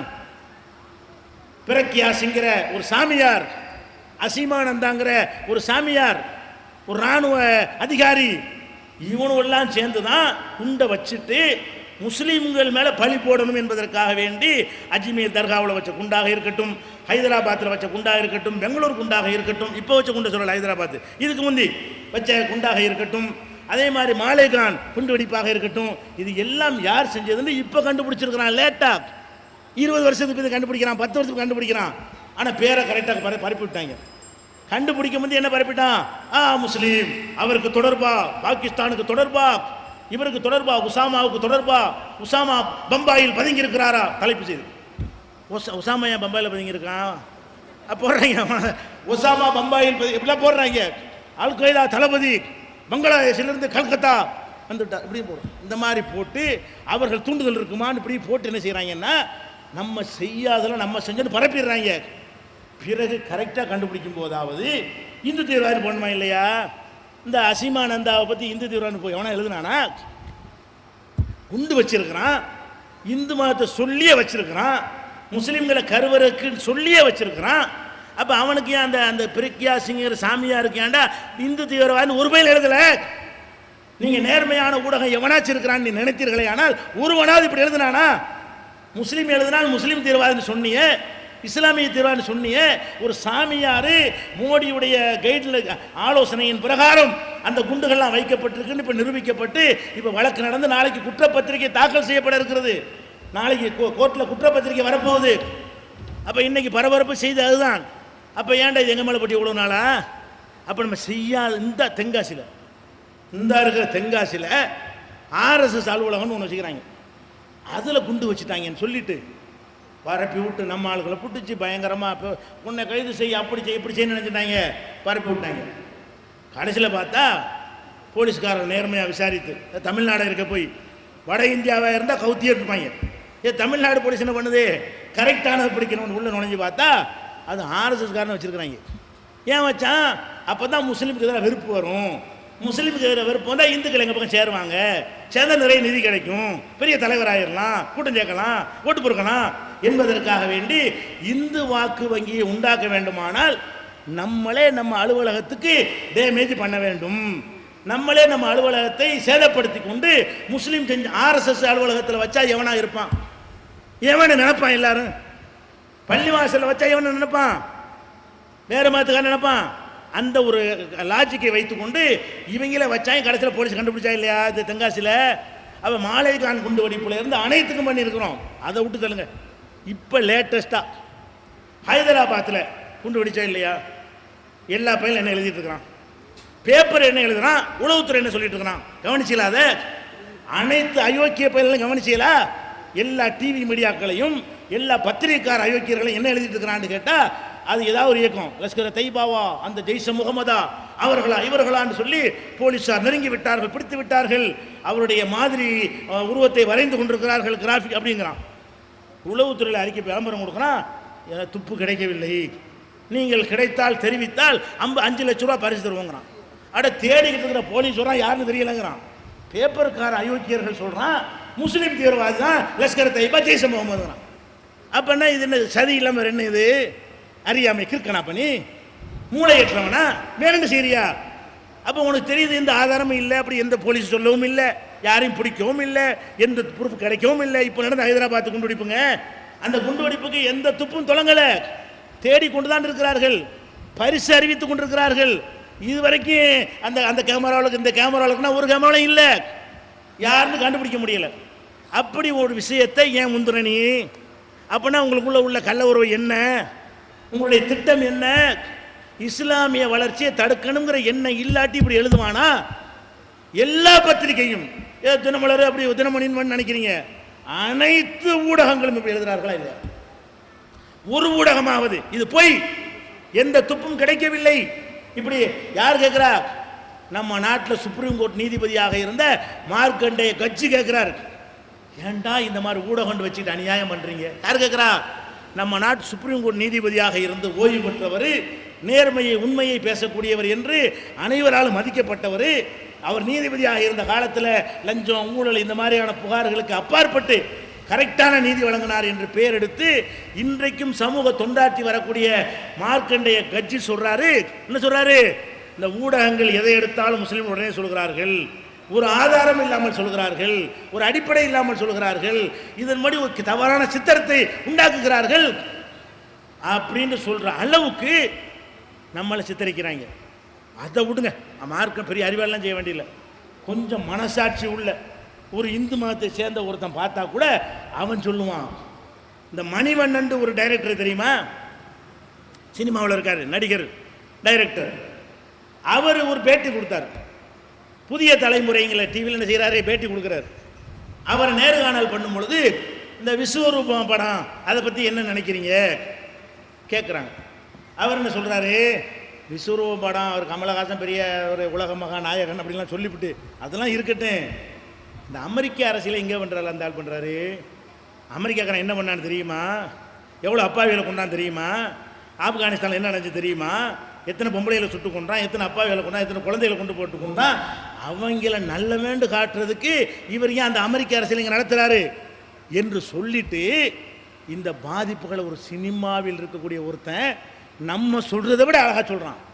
யூடியூப்பில் போய் பாருங்கள் அவனுடைய பேட்டியை. இப்போ என்ன சொல்கிறான், அடே முஸ்லீம் பிள்ளைங்க பள்ளிக்கூடத்துக்கு போக முடியுதாடா, அவங்கள எப்படி சக மாணவர்கள் பார்க்குறாங்கன்னு உனக்கு தெரியுதா? முஸ்லீம் எவனா வீடு கொடுக்குறானாடா, நீங்கள் திரைப்படம் அந்த ஊடகங்கள் மூலம் அப்படி பண்ணி பண்ணி என்ன செய்றீங்க, முஸ்லீம்ல வீடு இல்லைங்கிறான், முஸ்லீம் பிள்ளைக்கு ஸ்கூலில் இடம் இல்லைங்கிறான், முஸ்லீம்ல தீவிரவாதிக்கு என்ன கருத்தை உண்டாக்கி ஒரு சமுதாயத்தையே நீங்கள் ஒரு துரோக சமுதாயமாக மாட்டிட்டீங்களேன்னு கூத்தாடின்னு சொல்லக்கூடிய அந்த துறையில் ஒருத்த உள்ளவன் நெஞ்ச நிமித்தி உள்ளதை சொல்கிறான். அப்போ அவனுக்கே தாய்க்க முடியல. இது சினிமாண்டாலே இப்படி கூட குறைய சொல்கிறது தான். அந்த துறையில் இருக்கிறவனுக்கு இது ஓவராக தெரிகிறது, இது ரொம்ப அளவுக்கு மீறி போகிறாங்கன்னு தெரிகிறது, சகிக்க முடியலன்னு தெரிகிறது. அப்போ அதை நம்ம தீர்மானத்தில் ஒரு நன்றி தெரிவிச்சிருக்கிறோம். உண்மையை உரத்து பேசிய மணிவண்ணனை கூட இன்றைக்கு நடந்த பொதுக்குழுவில் அவருக்கு தீர்மானம் போட்டிருக்கிறோம். நான் எதுக்கு சொல்கிறேன், என்னென்ன மாதிரி பாதிப்புகள் அந்த சமுதாயம் உள்ளாக்கப்படுதுன்னா உன் சதி திட்டம் இல்லாமல் இருக்குதா? இந்த கருத்தை உண்டாக்கி என்ன பண்ணிட்டாங்கன்னு கேட்டால் இஸ்லாத்துக்கு வருவதையும் தடுத்துட்டான். இஸ்லாத்தில் இருக்கிறான அவனை இஸ்லாமா வாழ்வதற்கு பயப்படுறான். அந்த நிலையை உண்டாக்கிட்டான். இஸ்லாமிய அடையாளத்தோடு இருக்கக்கூடாது, முஸ்லீம் மாதிரி இருந்தோன்னு வைங்க, இஸ்லாத்துக்கு அடையாளம் ஒன்று வெளிப்படையாக ஒன்று தாடி வைக்கிறது தொழுகைலாம் இருக்குது. இந்த மாதிரி விஷயங்களை செஞ்சால் கூட நம்மளையும் கணக்கில் சேர்த்துருவாங்களோண்டு நம்மளையும் நினைக்க வச்சுவிட்டான். இது எந்த அளவுக்குன்னு சொன்னால், ஒரு சினிமா நடிகை யார், ஷபானா ஆஸ்மியா, ஷபானா ஆஸ்மி தானே, பம்பாயில் ஒரு நடிகை, பேரில் முஸ்லீமு, அவள் பம்பாயில் அவளுக்கு குடியிருக்க வாடகைக்கு கூடு கொடுக்க மாட்டேங்கிறாங்க. ஒரு நடிகை இஸ்லாத்தை கடைப்பிடிக்கிறவளா? அவள் சினிமா நடிகை, அவளுக்கு இஸ்லாத்துக்கு எந்த விதமான சம்பந்தமும் கிடையாது, பேர் முஸ்லீம் பேராக இருக்குது. அந்த பேரை கேட்டுவிட்டு எனக்கே இந்த மும்பையில் இவர்கள் வீட்டுக்கு, அந்த பொம்பளை சினிமா நடிகை சொல்கிறா, எனக்கே இந்த மும்பையில் யாரும் குடியிருக்க வீடு தர மாட்டேன் என்று மறுக்கிறார்கள் என்று சொன்னால் வெளிப்படையா இஸ்லாம் என்று காட்டுறவன் என்ன பாடுபடுவான்? சினிமா உலகத்திலிருந்து வருதுங்க. எனக்கே இந்த பாடு, எனக்கு வீடு கிடைக்கவில்லை, ஒரே காரணம் முஸ்லீம். அவன் அப்படி மறுப்பதற்கு காரணம் அவன் இல்லை, இந்த ஊடகங்கள், இந்த சதிகாரர்கள், டிவி மீடியாக்களை பேப்பர்களை வைத்திருக்கக்கூடிய இந்த அயோக்கியர்கள் செய்த உருவாக்கின கருத்து உனக்கு வீடு கிடைக்க மாட்டேன்னு. டெல்லியில், இந்தியாவுடைய தலைநகரம் டெல்லியில் சதியில் எப்படி ஜெயிக்கிறான்னு பாருங்க. இந்தியாவுடைய தலைநகரம் டெல்லியில் முஸ்லீம் பிள்ளைகளை பள்ளிக்கூடத்தில் சேர்ப்பது இல்லை. எல்லா பள்ளிக்கூடங்களையும் தனியார் பள்ளி, அரசாங்கத்தில் மட்டும் தான் சேர்க்கிறான். தனியார்கள் இந்துக்கள் நிறைய நடத்துகிறார்கள், கிறிஸ்தவர்கள் நடத்துகிறார்கள். முஸ்லீம் பிள்ளைகளுக்கு இடமில்லை. எங்க? கிராமத்தில் இல்லை, மாநில இந்தியாவின் தலைநகரத்தில். இஸ்லாத்தை கடைப்பிடிக்கிற மாதிரி போனோன்னு சொன்னால் அது தீவிரவாதி மாதிரி நினச்சிடுவாங்க. இப்படி நம்மளுக்கு பயத்தை காட்டுறானுங்க. முஸ்லீமாக இருப்பவனுக்கு இஸ்லாத்தில் பயத்தை உண்டாக்கணும், முஸ்லீம் அல்லாதவன் இஸ்லாத்துக்கு வருவதை வெறுக்கணும். இது ஒன்றாவது சதி. அடுத்து என்ன, ஒரு சதி விளங்கிட்டீங்களா? இப்படி ஒரு சதி வேலையை செய்து முஸ்லீம்களை வெறுக்கத்தக்க ஒரு நிலையில் தள்ளி இருக்கிறார்கள். ஒன்று. இரண்டாவதாக அவங்க செய்யக்கூடிய சதி என்னன்னு கேட்டால், ஒவ்வொரு மதத்திலையும், இஸ்லாத்தில் வேறு இந்து மதத்தில் இந்து மதத்தை வழங்காதவன் இருப்பான், பிடிக்காதவன் இருப்பான். கிறிஸ்துவ மதத்தில் பிறந்து கிறிஸ்துவ மதத்தை எதிர்த்தவன் இருப்பான். ஈவர பெரியார் இந்து தானே, இந்துவாக இருந்தானே இந்து மதத்தை எதிர்த்தாரு. அப்படியாக எல்லாத்துலேயும் என்ன செய்வாங்க, எல்லா மதங்கள்லையும் அது மாதிரியான ஆட்கள்லாம் இருப்பார்கள். அந்தந்த மதங்களில் அவங்களுக்கு பிடிக்கலன்ற உடனே அதை விமர்சிப்பார்கள். அந்த மாதிரி ஆட்கள் நம்ம இஸ்லாத்தில் கிடையாது. எப்போவாச்சும் ஒத்த 2 பேர் வருவான். அங்கெல்லாம் தாறுமாறா பெரியார்னு அது பெரிய குரூப்பே இருக்கிறாங்க. தீக்காவுலேயும் 40 தீக்கா இருக்குது, 50 பேர் இருக்காங்க. தீக்கா, மாக்கா, பீக்கா, ஐக்கான்னு இப்படி நிறைய இருக்காங்க. எல்லாருமே என்னது, இது அவ்வளோ தப்புன்னு சொல்லக்கூடியவன்.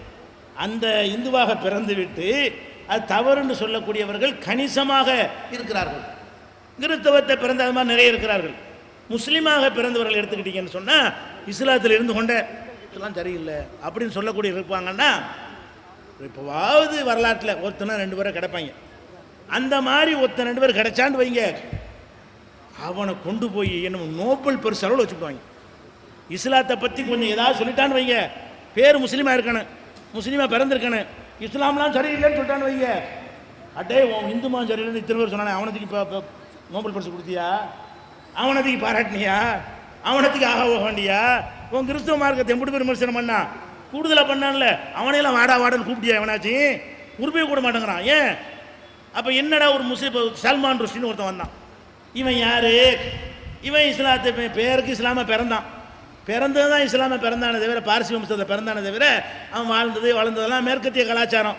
அங்கே போய் ஊடுருவி அந்த கிறிஸ்துவ பள்ளிக்கூடங்களில் படித்து அவங்க இஸ்லாத்தை தப்பு தவிர சொல்லி கொடுத்து அவன் அதில் வார்த்தெடுக்கப்பட்டு என்ன செய்கிறான், இஸ்லாம்னா தப்புங்கிற மாதிரி. ஏன்னா அவன் எந்த கலாச்சாரத்தில் வளர்ந்தானோ அந்த கலாச்சாரத்துக்கு இஸ்லாத்துக்கு பிடிக்காது. அவன் நான் சொல்லலை ஏற்கனவே, அந்த கலாச்சாரம் யார் யாரோடையும் போகலாம், தண்ணி அடிக்கலாம், பிறலாம், உருளலாம், அப்படியான ஒரு கலாச்சாரத்தில் படிச்சுட்டு வந்தவனுக்கு இஸ்லாம் பிடிக்குமா? சரி, பிடிக்காது, தொலைஞ்சிட்டு போனால் போடான்னு விட்டு போயிடுவோம். நம்ம அவனை தூக்கி வச்சு நீ எழுது, என்ன தேவை எழுது, இஸ்லாத்தை பற்றி எழுது. என்ன இஸ்லாத்தை பற்றி எழுதுவார்? ஒரு அளவு எழுத முடியல. இஸ்லாத்தை பற்றி எழுதுனா அந்த கொள்கை சரியில்லை, இந்த கொள்கை சரியில்லை, இந்த வசனம் சரியில்லை, இந்த ஆயத்தை தப்புன்னு எழுத முடிஞ்சு. என்ன எழுதுறான்னு கேட்டால் சாத்தானின் வசனங்கள் அவன் எழுதுறான். சாத்தானிக் வெர்சஸ்ன்னு சொல்லி ஒரு புத்தகத்தை எழுதுறான். அதில் என்னடா புத்தகம், பெரிய உயர்ந்த இலக்கிய நடையா ஒரு எழுவும் கிடையாது, பெரிய தத்துவம் போதனை அது இருக்கு ஒன்றும் கிடையாது, ஒரு ஆய்வு இருக்கா ஒன்றுங்க, அது ஒரு கதை. சாத்தானிக் வெர்சஸ் என்பது என்ன? ஒரு கதை. என்ன கதை? இப்போ ரசூல் ஸல்லல்லாஹு நபிகள் நாயகத்தை வந்து கேவலப்படுத்துகிற மாதிரி எழுதுன ஒரு கதை.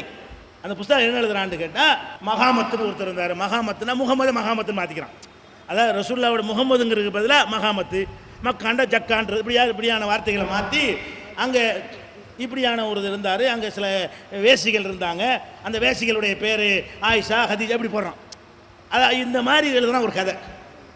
இது வந்து எவனாச்சும் எழுத்துன்னு ஒத்துக்குருவானா?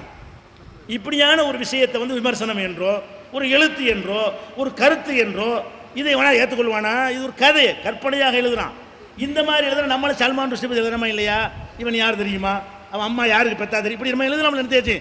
என்னத்தையா எழுதுறதுக்கு பேர் எழுத்தா? அது மஞ்சள் பத்திரிகை என்று ஒதுக்க வேண்டிய ஒரு அயோக்கியனை ரசூல்லா முகமது நபியை பற்றி நல்லா கேவலமாக எழுதிட்டான், விடக்கூடாது அப்படின்னு சொல்லிட்டு எங்கேயோ கடந்த சல்மான் ரஷ்டியை இங்கே கொண்டாந்து பாராட்டாங்க. அவன் யார், அவன் மாமானா மச்சானா, என்னடா போதனை செஞ்சு விட்டான், அப்படி என்னடா கருத்தை சொல்லி தொலைச்சு விட்டான். அதில் என்னதாண்டா இஸ்லாத்தை பற்றி ஒரு அளவும் இல்லை. இஸ்லாத்துக்கு எதிராக ஒரு வரி விமர்சனம் செய்ய வக்கு இல்லை அவனுக்கு. கற்பனை கதை எழுதுனான். அப்போ கற்பனை கதை எந்த அளவுக்கு கொண்டாங்க? இந்த சல்மான் ருஷ்டிங்கிற ஒரு அயோக்கியன் இந்த எழுதுனால புஸ்தகத்தில் ஒரு நடையும் நல்ல நடை இல்லை, மெசேஜும் இல்லை, ஒரு ஷேக்ஸ்பியர் மாதிரி ஒரு நாடகம் அது மாதிரி எழுதிட்டான்னு அப்படியும் ஒன்றும் கிடையாது. நிலைத்திருந்த தொல்காப்பிய மாதிரி ஒரு திருவள்ளுவர் திருக்குறள் மாதிரி ஏதாவது நூலாண்டு அதுவும் கிடையாது. ஒரு குப்பை, ஒரு சாதாரண அவனை இஸ்லாத்துக்கு அந்த கலரை வெறுப்பை கலட்டி வச்சுட்டு பார்த்தான்னு சொன்னால் குப்பையில் போட வேண்டிய ஒரு புத்தகம். அந்த புத்தகத்தை எடுத்துக்கொண்டு அனைத்து மொழியிலையும் மொழிபெயர்க்கிறான். யார்? நம்மளை அழிக்க நினைக்கிறான்ல சல்மான் ருஷ்டி. இஸ்லாத்தில் பிறந்த இஸ்லாத்தை ஏன் அப்படி சொன்னால் ஆட்களை இழுக்கிறாங்களாம். இப்படி இல்லாமல் இழுக்க முடியும்? அவன் என்னடா இஸ்லாத்தை பற்றி சொல்ல முடிஞ்சு? அப்போ எந்த அளவுக்கு கொண்டாங்க? பில் கிளின்டன் அவன் ஜனாதிபதியாக இருக்கிறான் அமெரிக்காவில். அமெரிக்க ஜனாதிபதி தான் உலகத்தில் பிஸியான பதவி. அமெரிக்க ஜனாதிபதி அப்பாயின்மெண்ட் வாங்க இயலுமா? அவன் நாட்டையும் ஆள வேண்டியிருக்கு, உலகத்தையும் ஆள வேண்டியிருக்கு. அவனா இழுத்து போட்டுக்கிட்டு அவனை எவனும் கொடுக்கல. அவனா இந்தியாவுக்கு அவன் தான் ஜனாதிபதி, இலங்கைக்கு அவனை இப்போ அதான் இது நடந்துகிட்டு இருக்கிறது. அவன் நினைச்சே செய்கிறான். நம்ம கடல் எல்லைக்குள்ளே வந்தான்னு வைங்க, இந்திய அரசாங்கம் கேட்குமா? ராணுவம் தடுக்குமா? அவன் பாட்டுக்குறான், அவன் பாட்டு போவான். எங்கே வேண்டாலும் உலகத்துக்குள்ளே போகலாம், எவனும் கேட்க இயலாது. சுட்டு தள்ளிட்டு போயிடுவான். துபாயில் போய் மீனவர்களை சுட்டு போனான். முந்தா நாள் பேப்பரில் என்ன வந்திருக்கு? துபாயில் போய் நம்ம நாட்டு மீனவர்கள் மீன் பிடிக்க போயிருக்கிறாங்க. அங்கே அமெரிக்க கடற்படை ரோந்து வந்திருக்கு, புடிச்சு எடுத்துருக்காங்க. ஏன்டா சுட்டிங்க? நாங்கள் அமெரிக்காக்காரன் சொல்லி தான் செய்வோம், நாங்கள் எச்சரிக்கை பண்ணோம், விலகளை சுட்டு விட்டோங்கிறாங்க. சாதாரணமாக சென்னை பேப்பரில் வந்து பாருங்க, இன்றைக்கு பேப்பரில் வந்திருக்கு. இப்போ இந்த அமெரிக்காக்காரன் உலகத்தை எல்லாம் ஆளணும்னு சொல்லி எங்கே பார்த்தாலும் மிரட்டி பயங்காட்டிகிட்டு இருக்கிறான். ஈவெண்ட்டை போய் அப்பாயின்மெண்ட் மன்மோகன் சிங் கூட வாங்க இயலாது. இந்த மாதிரி அங்கே ஒரு பிரதமர் அமெரிக்காவுடைய ஜனாதிபதி சந்திக்கிறதா இருந்தால் அவரை நம்ம முக்கியமான ஒரு நாட்டு பிரதமர் கூட அப்பாயின்மெண்ட் வாங்குற காத்திருக்கணும். இந்த பில் கிளின்டன் சல்மான் ருஷ்டியை கூப்பிட்டு கூப்பிட்றாங்க, டைம் கொடுக்குறாங்க. சல்மான் ருஷ்டி என்னடா பண்ணிட்டான்னு கூப்பிட்றீங்க? அவன் ஏன்டா கூப்பிட்ற? அவன் யாரு? அவன் என்ன அப்படி இஸ்லாத்தை டேமேஜ் பண்ணுற வேலையை அவன் செய்ய பார்க்குறான். இவனை கருவியாக வைத்து முஸ்லீம்கள் மீது வெறுப்பை உண்டாக்கலாம், இஸ்லாத்துக்கு வரக்கூடிய செல்லக்கூடிய மக்களை தடுக்கலாம் என்ற நோக்கத்திற்காக அமெரிக்காவுடைய ஜனாதிபதி கிளின்டன் என்ன பண்ணுறான்?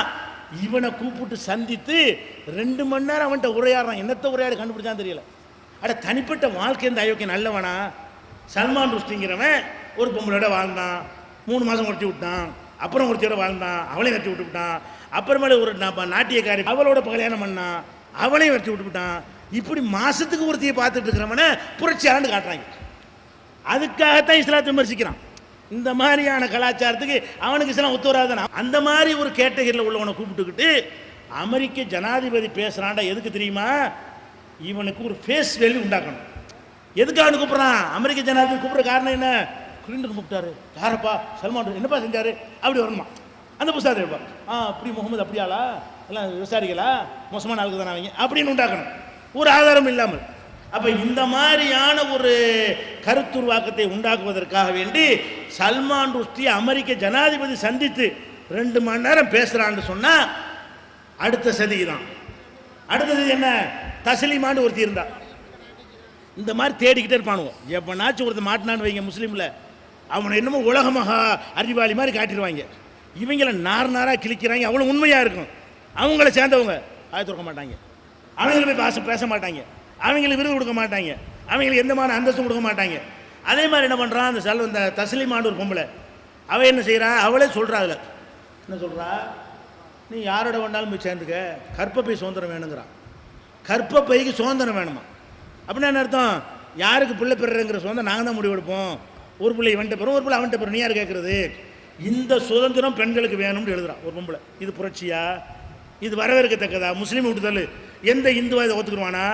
இவன் என்ன செஞ்சிட்டா, என்ன புரட்சிகரமான கருத்தை சொல்லிட்டா, இதுதான் சொன்னா, கற்பப்பை சுதந்திரம் வேணும், பெண்களே நீங்கள் ஆண்களை கற்பழிக்க வேண்டும்ங்கிறான். இதுதான் சுதந்திரம். இப்படி எழுதியிருக்காங்க. ஒரு அறிவாளி செய்வான முதல் முடியுமா? கற்பழிக்குதல் என்பது பெண்களுக்கு சாத்தியமாகுமா? ஒரு ஆண் விரும்பாவிட்டால் ஒரு பெண்ணால் ஏதாவது செய்ய எந்த ஒரு அறிவும் இல்லாமல், ஒரு லாஜிக்கும் இல்லை, வார்த்தையும் தெரியவில்ல, உலகத்தில் நடக்கவும் முடியாது. அப்போ இது எப்படி ஒரு கிறுக்கச்சி பைத்தியக்காரின்னு சொல்ல வேண்டிய ஒருத்திய இஸ்லாத்தில் இருந்து கொண்டு இதெல்லாம் சொல்லுறான். நம்ம கலாச்சாரத்துக்கு ஒத்து வர்றா? நான் இஸ்லாமாக இருந்து கொண்ட தஸ்லீமான்னு பேரில் இருக்குதுல்ல, முஸ்லீமெல்லாம் இப்படி ஆகலாம், முஸ்லீம் எல்லாம் இப்படி வந்துடலாம் இப்படிங்கிற கருத்தில் அவளை தூக்கிட்டு தலையில் வச்சுட்டு ஆட்டம் போடுறானுங்க. தலையில் தூக்கி வச்சுட்டு என்ன செய்யறான், ஹைதராபாத்தில் புஸ்தகங்களே அவளை கூப்பிட்றான். பின்னி எடுத்து வெட்டி விட்டாங்க. அது ஒரு விஷயம். புஸ்தகம் வெளியிட்டு விளையாட செய்தான் அடிச்சு நோக்கி வெட்டி விட்டாங்க. இந்தியாவுக்கு வரக்கூடாதுன்னு வெட்டிட்டாங்க. அது ஒரு விஷயம். நான் எதுக்கு சொல்ல வர்றேன், இந்த தஸ்லீமா, சல்மான் ருஷ்டி, இந்த இங்கே ஒருத்தன் மனுஷபுத்திரன் தான், அவன் இஸ்லாத்தில் பிறந்துவிட்டு அதை எழுதினானா அவனுக்கு சாகித்ய அகாடமி கொடுத்துட்டாங்க சென்ட்ரலில் கூப்பிட்டு. எதுக்கு அவனுக்கு கொடுத்தான், முஸ்லீமாக இருந்துக்கிட்டு இஸ்லாத், அதான் அளவுகள், முஸ்லீமாக இருந்துக்கிட்டு நீங்கள் எழுத்தாளர்னு சொல்லிட்டு இஸ்லாத்தை திட்டி தான் எழுதுனேன்னு வைங்க, அவங்களுக்கு கிடைக்கக்கூடிய பில்டப்பும் ஒருத்தர் ரசூல் ஒருத்தர் தான், நான் ஒரு இல்லை, அவன் என்ன பெண் நபி ஏன் இல்லை, ஆம்பளைக்கு மட்டுமா நபி ஒன்று எழுதினானா, உடனே பயங்க அழகான கேள்வி கேட்டு விட்டார், பெரிய தத்துவம் சொல்லிவிட்டார்னு இந்த அறிவுஜீவிங்கிறம மும்பூட்டு பயிலும் தூக்கி பாராட்டினாங்க. அவனுக்கு விழா, இலக்கிய விழா, அந்த விழாவில் அவனை கொண்டு வர்றதும், எப்படிப்பட்ட ஆள் தெரியுமா, உள்ளுக்குள்ளே இருந்து போராடுகிறார், என்னடா போராடிப்பட்டாங்க, பொம்பளை நபி ஏன் இல்லைன்னா வந்து கேளு, விலகன்னு சொல்கிறோம், யாருக்கிற வாதம் பண்ணவா, இது இஸ்லாத்தில் கேள்வி கேட்டாராம். இஸ்லாமா இருந்துட்டு கேள்வி இப்படி இஸ்லாமா இருந்துட்டு கிறுக்குத்தனமாக ஏதாவது ஒன்று பேசியிருப்பான். அது ஒரு அறிவுபூர்வமாக இருக்காது, பெரிய லாஜிக்கும் இருக்காது, அது பெரிய சித்தாந்தமாகவும் இருக்காது. கேட்டுட்டான்ல அது போதும், பா எங்களை மாதிரி உன்னையும் தானே கேட்குறான், எதுக்காண்டி எங்களை நாராக கிழிக்கிறான்ல, 1000 பேர் கிழிச்சாலும் உங்களை 4 பேர் எடுத்துட்டோம்ல அப்படின்னு காட்டி இதன் மூலமாக டேமேஜ் பண்ணலாம் என்று இப்படிப்பட்டவனுக்கெல்லாம் நீங்கள் முக்கியத்துவம் நீங்கள் பார்க்கலாம். யார் முஸ்லீமாக இருந்து கொண்டு இஸ்லாத்தையும் முஸ்லீம்களுக்கு எதிராகவும் பேசுகிறான். நான் ஒன்று சொல்கிறேன் கேளுங்களேன், இப்போ நானே முஸ்லீம்களுக்கு இடஒதுக்கீடு கொடுக்கக்கூடாது நான் பேசுகிறேன்னு வைங்க, அதை எதிர்த்து நான் போராட போகிற அறிவிச்சுன்னு வைங்க, அம்புட்டி மீடியா வந்துட்டு வந்துடுவான்.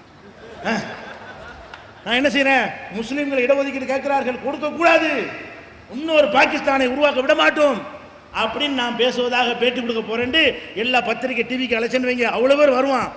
முதல் செய்தி அதான், டிவியை திறந்தா என்ன செய்து வரேன், முஸ்லீம்களுக்கு இடஒதுக்கீடு பிரிவினை, முஸ்லீம் தலைவர் முழக்கம், ஆவேச முழக்கன்றான், வீர முழக்கன்றான். இந்த பாவிகளை தெரியுதா, பளிச்சம் தெரியுதா உங்களுக்கு, இடஒதுக்கீடு வேணும் 15 லட்சம் பேரை கூட்டிகிட்டு பேசுகிறோம், ஆண்கள் பெண்கள்லாம் நின்று கேட்குறோம், அவ்வளோ கஷ்டப்பட்டு கேட்குறோம், ஒரு வரி செய்தி போட மாட்டேங்கிறாங்க. எவனா இஸ்லாத்தில் இருந்து கொண்டு இஸ்லாத்துக்கு எதிராக ஏதாவது சொல்லிவிட்டால் அதை பூதாகரமாக, இந்த சதி நடக்குதா இல்லையா, நீ புரியணும். சதியை புரிஞ்சாதான் முறியடிக்கிற வழி தெரியும். இந்த சதியை விளங்காமல் இருக்கிறீங்க, இன்னும் பத்திரிக்கை எழுதலாம், உண்மை பத்திரிக்கையாளர்கள்லாம் கரெக்டாக தான் இருக்கும் அப்படிங்கிற மாதிரியான கருத்து நம்மளே ஆக்கிவிட்டாங்க. ஆட்டை கழுதியாக்கின கதை சொல்லுவாங்க இல்லையா, அதெல்லாம் மட்டும் சொல்ல, அதெல்லாம் மட்டும் வருத்தப்படக்கூடாது, அதெல்லாம் மட்டும் தான் ஆட்டை கழுதியாக்கினான்னு சொல்லுவாங்க ஒரு பழமொழி. ஆட்டை கழுதியாக்குறேன்னு அர்த்தம், ஒரு விஷயத்தை திருப்பி திருப்பி சொன்னால் அது நிஜங்கிற மாதிரி நம்ப வச்சிடலாமா, அதுக்கு தான் அந்த ஆட்டை கழுதியாக்குற கதை. அந்த கதையில் ஒரு பாடம் இருக்கிறனால சொல்லி ஒரு சுவராசிக்கு அதையும் சேர்த்து சொல்லிக்கிறேன். ஒருத்தனை நான் ஆடு வாங்கிட்டு வர்றான், எதுக்காக வேண்டி வீட்டில் வளர்க்குறதுக்கு அறுத்து திங்கிறதுக்கு வாங்கிட்டு வர்றான். அப்போ ஒரு 4 பேர் என்ன செய்கிறாங்க, பிளான் பண்ணி இந்த ஆட்டை நம்ம கைப்பற்றிக்கிறோன்னு, ஆடு வாங்கிட்டு வர்றான் கிராமத்தான், இவன்ட்டு ஆட்டை கைப்பற்றிக்கணும்னு பிளான் பண்ணி, கைப்பற்றினா பிடிங்கிட்டு போகக்கூடாது, அவனே விட்டுட்டு போகிற அளவுக்கு ஆக்கி போடணும். அப்படின்னு பிளான் பண்ணிக்கிட்டு 4 இடத்துல நின்றுக்கிட்டாங்க. ஒருத்தங்க நிற்கிறான், ஆட்டோட வர்றானா, என்னடா கழுதையை ஓட்டிகிட்டு வர்ற, அவன் ஆட்டோட தான் வர்றான். முதல் நின்று என்ன செய்கிறான், ஏன்டா கழுதையை ஓட்டு வர்றாங்கிறான். அவன் என்ன நினைக்கிறான், கிறுக்கு பையன் ஆடு வாங்கிட்டு வர்றான், இதை போய் கழுதைங்கிறான். அவனுக்கு கிறுக்கு நினச்சி நடந்து போகிறான். கொஞ்சம் தூரமான இன்னொருத்தர் நின்றுட்டு, என்னடா நல்லதாண்டா இருந்து கழுதை ஓட்டிட்டு வர்ற, அவனும் கழுதன்னா இவனும் கழுதைங்கிறான். ஒரு இருக்குமோ இருக்காது, அவனு கொஞ்சம் போகிறான் இருக்க. 3வது போனால் அங்கே ஒருத்தன், என்னடா கழுதை ஓட்டுறான். 75 ஆகிடுச்சு. இப்போ 75 கழுதுன்னு முடிவு பண்ணிட்டான். முதல்ல புது ஆடு தான் நினச்சவன், 3வது ஆள் சொன்னான் பாருங்களேன். அப்போ என்ன செஞ்சான், அவனும் கழுதாங்கிறான், இவனும் கழுதையா தெரியும். இவன் நம்ம ஒரு ஆளுக்கு மட்டும் குதிரையா ஆடா தெரிஞ்சா நம்மகிட்ட மிஸ்டேக் இருக்குது, சரி போய் பார்ப்போம், வீட்டில் போய் பார்ப்போம்னா 4வது ஆள் நினைஞ்சான், என்னடா கழுதை ஓட்டிட்டு போகிற, வீட்டில் ஓடி போயிட்டான். நம்ம கழுதை ஓடி ஆடுன்னு போனா ஊரில் நம்மளுக்கு இருக்க நினைக்கிறாங்க. இதுதான் ஆட்டை கழுதையாக்குறது. ஆட்டை கழுதையா ஆக்க முடியும். திருப்பி ஆட்டை கழுதைன்னு சொல்லி கழுதை நம்ம வச்சுக்கிட்டாங்களே இல்லையா, அப்படி ஆக்கிவிட்டானு அம்புட்டு மக்களையும். இவன் சொல்றதான் சரிங்கிற மாதிரி நம்ம ஆடு நம்ம கழுதை மாதிரி காட்டிவிட்டாங்க. திருப்பி கழுதைன்னு சொல்லி நம்ம மனிதரையும் மனிதாபிமானம் மிக்க ஒரு சமுதாயம், நம்மளை தீவிரவாதி பயங்கரவாதி குண்டு வைக்கிறோம் அருவா எடுக்கிறோங்கிற மாதிரி சொல்லி அதில் அவர்கள் ஜெயிப்பதற்காக இந்த வழி எடுக்கிறாங்க இல்லையா. அந்த மாதிரியான வேலைகளை இந்த ஊடகங்கள் செய்கிறார்கள். அதில் உள்ள சரிதான் இது முஸ்லீமில் உள்ளவனை தேடி பிடித்து இஸ்லாத்துக்கு எதிராக எவனாவது முஸ்லீம் சொல்லுவானா, அவனை யூஸ் பண்ணிக்கிறோமா, இது 2வதாக அவர்கள் விரிக்கக்கூடிய ஒரு சதிவலை. இதுலையும் நம்ம என்ன செய்யணும், கவனமாக இருந்து அதை புரிந்து கொள்ள வேண்டும். அடுத்தது என்னன்னு கேட்டால், ஏதாச்சும் ஒரு ஊரில் ஒரு நாட்டில் இஸ்லாமிய நாட்டில் மக்களை கோபப்படுத்துகிற மாதிரி, மக்களுடைய உணர்ச்சியை தூண்டுற மாதிரி ஒரு சம்பவம், ஒரு தண்டனை, ஒரு பிரச்சனை நடந்துடும். ஆனால் கரெக்டாக தான் இருக்கும். ஆனால் இதை வச்சு நம்ம என்ன செய்யலாம், மக்களை தூண்டலாம் அப்படிங்கிற மாதிரி இவங்க எதிர்பார்த்துட்டே இருப்பானுங்க. உதாரணத்துக்கு சொல்வதாக இருந்தால், இந்த ரிசானா மேட்ரு இருக்கு பார்த்தீங்களா. ரிசானான்னு ஒரு பொம்பளை இலங்கையில் வேலைக்கு போகுது. வேலைக்கு போய் அந்த குழந்தைய கழுத்தை நடிச்சு கொலை பண்ணிடுது. அதுக்கு வேண்டிய விசாரணை நடத்தி அதுக்கு தூக்கு தண்டனை கொடுத்துட்டாங்க. அது அந்த நாட்டில் சட்டம், இஸ்லாமிய சட்டம், கொலை செஞ்சால் மரண தண்டனை தான் என்று சட்டம் இருக்குது. யார் செஞ்சாலும் செய்வார்கள். அது இலங்கை பெண் என்பதற்காக கொடுக்கப்பட்டது இல்லை. சவுதி பெண்ணை செய்யும் பொழுது அதுதான் செய்வார்கள். சவுதி மன்னர் குடும்பத்தை சேர்ந்தவன் செய்யும் பொழுது துப்பாக்கியால் சுட்டு கொலை பண்ணா செஞ்சார்கள். அந்த நாட்டு சட்டம் என்ன, கொலைக்கு கொலை. குர்ஆன்ல அப்படி தான் இருக்குது. அந்நப்ஸ் பின் நப்ஸ், உயிருக்கு உயிர், வலக்கும் ஃபில் கிஸாஸ் ஹயாத், உயிருக்கு உயிர் என்கிற இந்த சட்டத்தில் உங்கள் உயிருக்கு உத்தரவாதம் இருக்குது, நல்லா சொல்லி காட்டுகிறான். அந்த மாதிரி அந்த நாட்டில் செஞ்சிட்டாங்களா, இதை எடுத்தாங்க. இதை வச்சுக்கிட்டு முஸ்லீம் நாட்டை பிற்போக்குண்டாக்கி, முஸ்லீம்களை பிற்போக்குண்டாக்கி காட்டு மிராண்டி ஆக்கிடுவோம் அப்படின்னு சொல்லி என்ன பண்ணாங்க, சிறுமியா ரிசானாங்கிறவ சிறுமிக்கு மரண தண்டனையா, சவுதி அரசாங்கம் அநியாயம் செய்து விட்டது. அதில் ஒரு பொம்பளைக்கு தண்டனை கொடுக்க முடியாது, அப்படி தெரியும் எல்லாருக்கும், அப்படி தெரியக்கூடாது. அது என்ன பொம்பளை ஆம்பளை திருடுனா, பொம்பளை திருடினா திருடி தான், ஆம்பளை திருடினா திருடன் தானங்க. இஸ்லாம் அப்படி பார்க்கவே இல்லைங்க. சமம் வாங்க. எதில் சமம்னு கேட்டால் அந்த உரிமை அந்தஸ்து மட்டும் சமம் வாங்க, குற்றத்தில் சமம் கிடையாது. இவங்க பார்வை என்னது, குற்றத்தில் பொம்பளை குற்றம் தப்பு கிடையாது. இஸ்லாம் என்ன சொல்லுது, அசாரிக்கும் ஒரு சாரிக்கத்து, திருடக்கூடிய ஆணா இருந்தாலும் பெண்ணா வெட்டு கைய, பொம்பளை கையை வெட்டினா பாக்கியெல்லாம் பொம்பளை வெட்டலாம். அட பொம்பளையை வெட்டலாம், திருடிய வெட்டினா, திருட்டுங்கிற செயலுக்கு வெட்டினா, பொம்பளை வெட்டினா. அப்ப திருடுங்கிற செயலுக்கு கையை வெட்டினால் உடனே பெண்ணை வெட்டினா பொம்பளை வெட்டலாமா? பொம்பளை வெட்டி ஆம்பளை வெட்ட முட்டானா? ஆம்பளையும் தாண்டா வெட்டுறான். விபச்சாரம் செய்கிற ஆண், விபச்சாரம் செய்கிற பெண், கொலை செய்கிற ஆண், கொலை செய்கிற பெண், அதுக்கு மரண தண்டனை அப்படின்னு சொன்னால், ஆம்பளை கொலை செஞ்சாலும் மரண தண்டனை கொடுக்க தான் செய்வான், பொம்பளை கொலை செஞ்சாலும் கொடுப்பான். அப்ப இது ரிசானாவுக்கு மரண தண்டனை கொடுத்தது கொலைக்காக கொடுக்கப்பட்ட ஒரு தண்டனை. இது என்னஞ்சாங்க, 3 மாதத்துக்கு முன்னாடி எல்லா ஊடகம் எப்படி எழுதுனா, காட்டு மிராண்டி சட்டம், அயோக்கியத்தனமான சட்டம், ஒரு சிறுமியை மரண தண்டனைக்கு உட்படுத்துவதா, சிறுமிக்கு பிரசவம் பார்த்த மாதிரி, அவன் அம்மாவுக்கு பிரசவம் பார்த்த மாதிரி சிறுமிங்கிறான். அப்போ சிறுமியே கிடையாது. பாஸ்போர்ட்டில் எத்தனை வயசு இருக்குது, பாஸ்போர்ட்டில் 25 வயசுன்னு இருக்குது. அதுக்கு பிறகு 5 வருஷங்கள் சம்பவம் நடக்கும், அப்போ 30 வயசு ஆகிப்போச்சு. அப்போ 25 வயசு பாஸ்போர்ட்டில் இருக்குது, இங்கே உட்காந்து சிறுமிங்கிறான். எதுக்கு இந்த பிள்ளைய அது காட்டணுமா? எதுக்கு இப்படியான பிள்ளைய மரண தண்டனை கொடுத்துட்டாங்க? 25 வயசு பொம்பளை முதலாளி மேல கோபத்தில் குழந்தைய கழுத்தை வச்சு கொலை பண்ணுது. குழந்தைய கொன்றாலும் கொலை தான். அதுக்காக தானே அந்த குழந்தையுடைய உயிரையும் பார்க்கணுமா இல்லையா? இவளுடைய உயிருக்கு கவலைப்படுறீங்கன்னா அந்த குழந்தைக்கு எப்படி கவலைப்படுறது? அந்த குழந்தையை பற்றி தாயிட்ட போய் கேளு என்ன செய்யணும்னு. அப்போ இந்த மாதிரி ஒரு சம்பவங்கள் கரெக்டாகவே நடக்கும். அந்த கரெக்டான விஷயத்தையும் எப்போ வந்து தப்பாக சித்தரிக்கலாம்னு வாய்ப்பு கிடைக்கிறதோ அவளும் கச்சை கட்டுவாங்க. பேசி வச்ச மாதிரி எந்த தொலைக்காட்சி எடுத்தாலும் இதை முதல் செய்தியாக சொல்லுவான், இதை டேமேஜ் பண்ணுற மாதிரி சொல்லுவான். சிறப்பு விவாதம் நேருக்கு நேரமா, நேருக்கு நேரம் கூப்பிட்டு என்ன செய்வாங்க, அதை கவனிச்சில இந்த நேருக்கு நேரே சதி தான். இந்த நேருக்கு நேரம் பார்த்தீங்களா, விஸ்வரூபம் படத்துக்கு வாண்டு கூப்பிடுவாங்க, 4 பேர் கூப்பிடுவாங்களா, நம்மள யாரை கூப்பிடுவான், எவன் சொங்கி ஊமை பையில கூப்பிடுவாங்க. நம்மள கூட யாரு எவன் ஊமையில் சேர்க்கறதுக்குள்ளவனா இருப்பானோ அந்த மாதிரி ஊமை பையில கூட வச்சுருவாங்க. சரி தப்பித்தவரை வாயை தந்தான்னு வைங்க, தலைப்பை விட்டு போவாது. அவன் ஏதாவது ஒரு கருத்தை சொன்னா இந்த நிகழ்ச்சி நடத்துறவன், அவன் சன் டிவியா இருக்கட்டும், அவன் வந்து கலைஞர் டிவியா இருக்கட்டும், அவன் ஜெயா டிவியா இருக்கட்டும், எல்லாருமே என்ன செய்வான், இவன் ஒரு கருத்தை சொன்ன உடனே நீங்க தலைப்பு காப்பாற்படி நீங்க சொல்லுங்க, இவன் என்ன சம்மந்தம் இல்லாம பேசுவான்.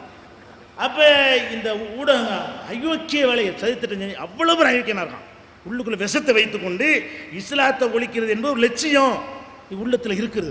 அந்த உள்ளத்துல எந்த அளவுக்கு என்றால் கருணாநிதியே சொல்றாரு, எதை இந்த ரிசானா மேட்டரை எடுத்துக்கொண்டு கருணாநிதி என்ன பண்ணாரு, அது காட்டுமிராண்டி சட்டம். அப்ப இஸ்லாத்தான் விமர்சிக்கிறார், இது கொலை, சிறுமியை கொல்வதா, சிறுமிக்கு தண்டனையா, காட்டுமிராண்டி சட்டம் அப்படிங்கிறார். ஒரு மரண தண்டனை நான் என்றைக்கும் ஆதரிச்சது இல்லை, இவர் ஆதரிச்சது இல்லையா, மரண தண்டனை ஆதரிக்க மாட்டாராம். அவர் அழகிரியை பற்றி எவனோ எழுதிட்டாங்கிறதுக்காக வேண்டி 50 பேருக்கு மரண தண்டனை கொடுத்தாந்தாள். எங்கள் தினகரன் பத்திரிகை ஆஃபீஸுக்குள்ளே போய் அவ்வளோ பேரையும் காலி பண்ணவர் சொல்கிறாரு, அவர் மௌன பேசினா மரண தண்டனை கொடுப்பாகலாம், ஒரு ஆளை கொலை பண்ணால் கொடுக்க மாட்டாங்களாம். எவ்வளோ நாங்கள் மரண தண்டனை என்றைக்கும் ஆதரிச்சது இல்லை. அப்போ மௌனை பற்றி இந்த மாதிரி கருத்து கணிப்பு நடத்தினாங்கிறதுக்காக வேண்டி தினகரன் பத்திரிகை 4 பேருக்கு 3 பேருக்கு மரண தண்டனை கொடுத்தியடா. நீ வந்து மரண தண்டனை எதிர்க்கிற ஆளா, நீ இஸ்லாத்தை எதிர்க்கிறதுக்கு ஒரு வாய்ப்புக்கு காத்துக்கிட்டு இருக்கிற ராஜபக்சே தூக்குல போடுங்கிற அவன் மரண தண்டனை இல்லையாப்ப. நம்மளை விமர்சிப்பதற்கு காத்துக்கிட்டு இருக்கிறாங்க. எந்த விஷயம் ஒரு கொந்தளிப்பான் நம்மளே பயந்துக்கிட்டு இருக்கிற மாதிரி ஆக்கிடுவாங்களா, அந்த விஷயத்தை எகிரி அடிக்கிறது. நம்ம அதை விட திருப்பி எகிரி அடிச்சோமா வாய முடிட்டானுவோம். என்ன அடிப்படையில் செய்யறது, இந்த ரிசானை எடுத்து போட்டோன்னு வைங்க, முஸ்லீம் வாய திறக்க மாட்டான். சின்ன பிள்ளைக்கு தண்டனை எப்படி நியாயப்படுத்துவாங்க, பேசாமல் பம்மிக்கிடுவாங்க, திருப்பி அடிக்கலாம்னா 2 மீட்டிங் தான், 2 கேள்வி தான், வாடா விவாதத்துக்கணும். ரிசானா சிறுமியா, அதை பேசுவோமா, அந்த நாட்டில் ஒழுங்காக விசாரணை நடத்து, அதை பேசுவோம் வர்றியா, அல்ல மரண தண்டனை தப்புங்கிறிய வர்றியான்னு கடிதம் போட்டோமா இல்லையா, கருணாநிதிக்கே போட்டோம். நீ சரியான கருத்து சொல்றவனாக இருந்தா எங்களோட விவாதிக்கவா, நான் தயாராக இருக்கிறேன். கருணாநிதி பதில் வரக்கானா, இந்த மனுஷிய புத்திரன் அவன் நக்கிறேன் 50 பேருக்கும் போட்டோம், வாடா பேசுவோம். ஏன்டா பொய்ய பரப்புறீங்க, இதான் பதிலடி கொடுக்குற மெத்தேடு. அவன் என்ன நினைக்கிறாங்க, இந்த மாதிரி பரப்புனா முஸ்லீம் என்ன செய்வான், நம்மளும் கெட்டது முஸ்லீம் கொண்டு வச்சிருப்பாமல் இருக்கு, எப்படா வச்சது கேட்கணுமா இல்லையா, எவன்டா வச்சது எப்போ வச்சதுன்னு கேட்கலன்னு சொன்னால் அந்த பலவீனத்தை பயன்படுத்தி கொண்டு என்ன செய்யறான், இப்படிலாம் செய்யறான். இந்த மாதிரி நியூஸ் வந்தா நோட்டீஸ் போஸ்ட் அடிச்சு ஒட்டணும், இந்த மாதிரி தப்பு செய்து போடுகிற இந்த டிவியை கண்டிக்கிறோம், இந்த பேப்பரை கண்டிக்கிறோம், மதவெறியை தூண்டாது, அவன் ஆபீஸ் முன்னாடி போய் ஒட்டுங்க. ஆஹா சுதாரிச்சுக்கிட்டாங்க, ஒன்று கிடக்க ஒன்று எழுதணும் வேற மாதிரி போயிடும், நம்ம தீவிரவாதி சும்மா சொல்றோம் நெசமாகிடுவாங்க, பையன் வந்துடுவான், நம்ம தீவிரவாதி சும்மா சொல்லிட்டு இருக்கிறோம் நெசமாகிட்டாங்கன்னா ஆபத்தா போயிடும் அப்படிங்கிற மாதிரி ஒரு பயம் வருமா இல்லையா. அப்போ நம்ம எகிரி அடிக்க வேண்டும். ரிசானா விஷயம் எகிரி அடித்தோம். படம் சினிமா எடுத்துகிட்டு வந்தாங்க. ஒவ்வொரு சினிமாவிலும் என்ன நம்மளை எப்படி காட்டுவாங்க உங்களுக்குலாம் தெரியும். முஸ்லீம்னா எப்படி காட்டுறது, அதுக்குன்னு ஒரு கோலம் வச்சுருக்காங்க. முஸ்லீம்னா பொம்பளையை காட்டுறாங்க, அதுக்கு ஒரு மார்வாடி மாதிரி ஒரு டைப்பை வேஷத்தை போட்டு விட்டு அது ஒரு டான்ஸ் ஆட விட்டு சின்னஞ்சீரு கண்டு சீனாக்கர் கண்டு அந்த காலத்துலேருந்து பார்க்குறோம். சின்னஞ்சீரு சிட்டு சீனாக்கர் கண்ட பாட்டிலேருந்து சலாம் பாபு காலத்துலேருந்து நாங்கள் பார்க்க தானே செய்கிறோம். அந்த காலத்து இந்த காலம் வரைக்கும் முஸ்லீம் பொம்பளைக்குன்னு ஒரு வச்சுருக்கிறாங்க. அப்படி ஒரு பொம்பளை உலகத்தில் பார்க்கவே இல்லை. நீங்கள் எந்த ஊர்லேயும் அந்த மாதிரி வேஷம் போட்டு இருக்கிற பொம்பளை குறவங்குறதெல்லாம் பார்க்க முடியும். அந்த மாதிரியான பொம்பளையை கொண்டு காட்டி முஸ்லீம் பொம்பளைக்கு அப்படி ஒரு இடத்த போட்டு விட்டுருவாங்க. முஸ்லீம் ஆம்பளை என்ன சாம்பிராணி தாடி தலைவர் துப்பி முஸ்லீம் இப்படி முஸ்லீம் இருக்கிறோம். அப்போ என்ன பண்ணுறாங்க, முஸ்லீம்னு சொன்னாலேயே இவங்க அருவருக்கத்தக்க தோற்றம், பார்த்தாலே சகிக்காது, பொம்பளையும் சகிக்காது, ஆம்பளையும் சகிக்காது, இவங்களுக்கு தமிழுக்கு அப்பாற்பட்டவங்க. நம்மளுக்கு நம்ம முஸ்லீம் எப்படி பேசுவான், நம்ம சொல்கிறான் நிம்பள் கேட்குறான். முஸ்லீம் இப்படி தான் பேசுவான். சினிமாவில் அவனுக்கு மேலே அப்படா தமிழ் பேசிக்கிட்டு இருக்கிறோம், அவனுக்கு தமிழை நம்ம கற்றுக் கொடுத்துட்டு இருக்கிறோம். வணங்குதா, உன்னை விட தெளிவாக சுத்தமாக தமிழ் பேசக்கூடிய நாங்கள், எங்களுடைய வணக்கம் கூட நீ வேறு தாண்டா நாங்கள் நோம்புங்கிற ஆளுக்கு, நீ வேறு தாண்டு வடமொழியில் பேசிக்கிட்டு இருப்ப, நாங்கள் செந்தமிழில் நோம்புங்கிற அளவுக்கு நாங்கள் என்ன செய்கிறோம், அப்படி தமிழோட உருண்டு புரண்டுக்கிட்டு இருக்கிற நம்மளை பார்த்துக்கிட்டு என்ன சொல்கிறான், நம்மள் வர்றான் நம்பளிக்கு போகிறான் இப்படி. அதே இல்லாட்டி என்ன செய்வான், அரபு நாட்டு சேக்கு மாதிரி ஒருத்தனை போட்டு விட்டு பொம்பளை சப்ளை பண்ணுற டாப்பிக்கை எடுத்துருவாங்க. அதுக்கு அது மாதிரி இதுதான் நம்மளை காட்டுறாங்க. இப்படியே காட்டிக்கிட்டே இருக்க நம்ம என்ன செஞ்சோம், இது சதி.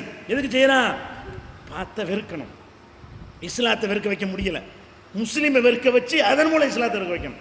இஸ்லாமிய கொள்கையை வெறுக்க வைக்க முடியாது, இஸ்லாமிய சித்தாந்தத்தை வெறுக்க வைக்க முடியாது. முஸ்லீமை வெறுக்க வைத்தால் இவனுடைய நம்ம சேர்றதுன்னு நினைக்குவான் மற்றவன்.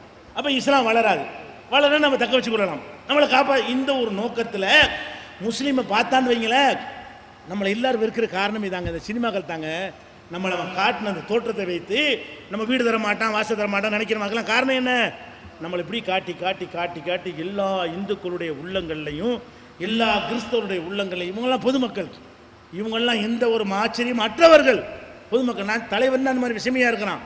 இந்த மக்கள் மத்தியெல்லாம் கசப்பை விதைச்சிருக்கிறானே, இதை பார்த்துக்கிட்டே இருந்தோம். எவ்வளோ நாளைக்கு பார்த்துட்டு இருக்கிறது, கடைசியாக நினைஞ்சோம் இதுக்கு வேற வழி தான் சரி, பட்டம் ஓட்டாதுன்னு அறிவிச்சமா இல்லை. எப்படி முறியடிச்சோம், விசுவரூபம்னு எடுத்தாங்க. இனிமே இந்த பாஷை சரி வராது, படம் தமிழகத்தில் எங்கும் ஓடாதுன்னு சொன்னமா இல்லையா, ஓட விடமாட்டோன்னு சொன்னமா இல்லையா. இனிமே எழுதுவா நினைக்கிறீங்களா, 10 வருஷத்துக்கு வேலை செய்யும். இந்த கொடுத்த மருந்து 10 வருஷத்துக்கு வேலை செய்யும். அப்போ இவர்கள் என்னத்தையா சொல்வார்கள், போய் வாயை மூடிக்கொண்டு நம்ம இருந்தோன்னு வைங்க. இப்படியே என்ன எவ்வளோ பெரிய பாரதமாக என் அண்ணன் தம்பியை வாழ்ந்தா உங்களுக்கு என்னடா கடுப்படி, என்ன கஷ்டம் உங்களுக்கு, நாங்கள் சகோதரர்களாக பழகுல உங்களுக்கு என்ன பிரச்சனை, நாட்டில் சட்டம் ஒழுங்கு இல்லாமல் நாங்கள் சகோதரர்களாக பழனா ஏன்டா கெடுக்க பார்க்குறீங்க. இவன் படத்தின் மூலமாக தான் நம்மகிட்டையும் பண்ணுறான். விஜயகாந்த் ஒருத்தன் வர்றான், அர்ஜுன் ஒருத்தன் வர்றான், இன்னொருத்தன் யாருங்க விஜய், அவன் ஒருத்தன் வர்றான், இவன் ஒருத்தன் கமலஹாசன். இந்த 4 நாய்களுடைய வேலை என்னன்னு கேட்டால், ஏதோ தீவிரவாதி ஒழிக்க போகிறோம், பயங்கரவாதி ஒழிக்க போகிறோம். யாரா பயங்கரவாதி, அப்துல் கார், மூசா, இப்ராஹிம். ஏன் அந்த சாமி ராமசாமி இருக்க மாட்டானே, ஒரே அப்துல் கார்லாம் ஒழிக்க போகிறாங்க இவர் போய். இந்த மாதிரி படத்தில் காட்டி காட்டி காட்டி தீவிரவாதத்தை ஒழிக்க போகிறோன்னு சொல்லி இப்படியே ஒரு சித்தரித்து வச்சுட்டானுவோம். அப்போ இதுக்கெல்லாம் என்ன, இந்த மாதிரி தொடர்ச்சியாக நமக்கு எதிராக சதித்திட்டம் பண்ணுவார்களே, ஆனால் இதை எவ்வளோ நாளைக்கு பொறுத்து கொண்டிருப்பது. இந்த சதியினால் என்ன பாதிப்பு நமக்கு ஏற்படுது, மார்க்கத்தினுடைய வளர்ச்சி பாதிக்கப்படுகிறது, அடுத்த மக்கள் நம்மளை வெறுக்கிறார்கள். ஒரு கலவர நேரம் வரும் பொழுது இதெல்லாம் வச்சுக்கிட்டு திருப்பி அடிப்பான்.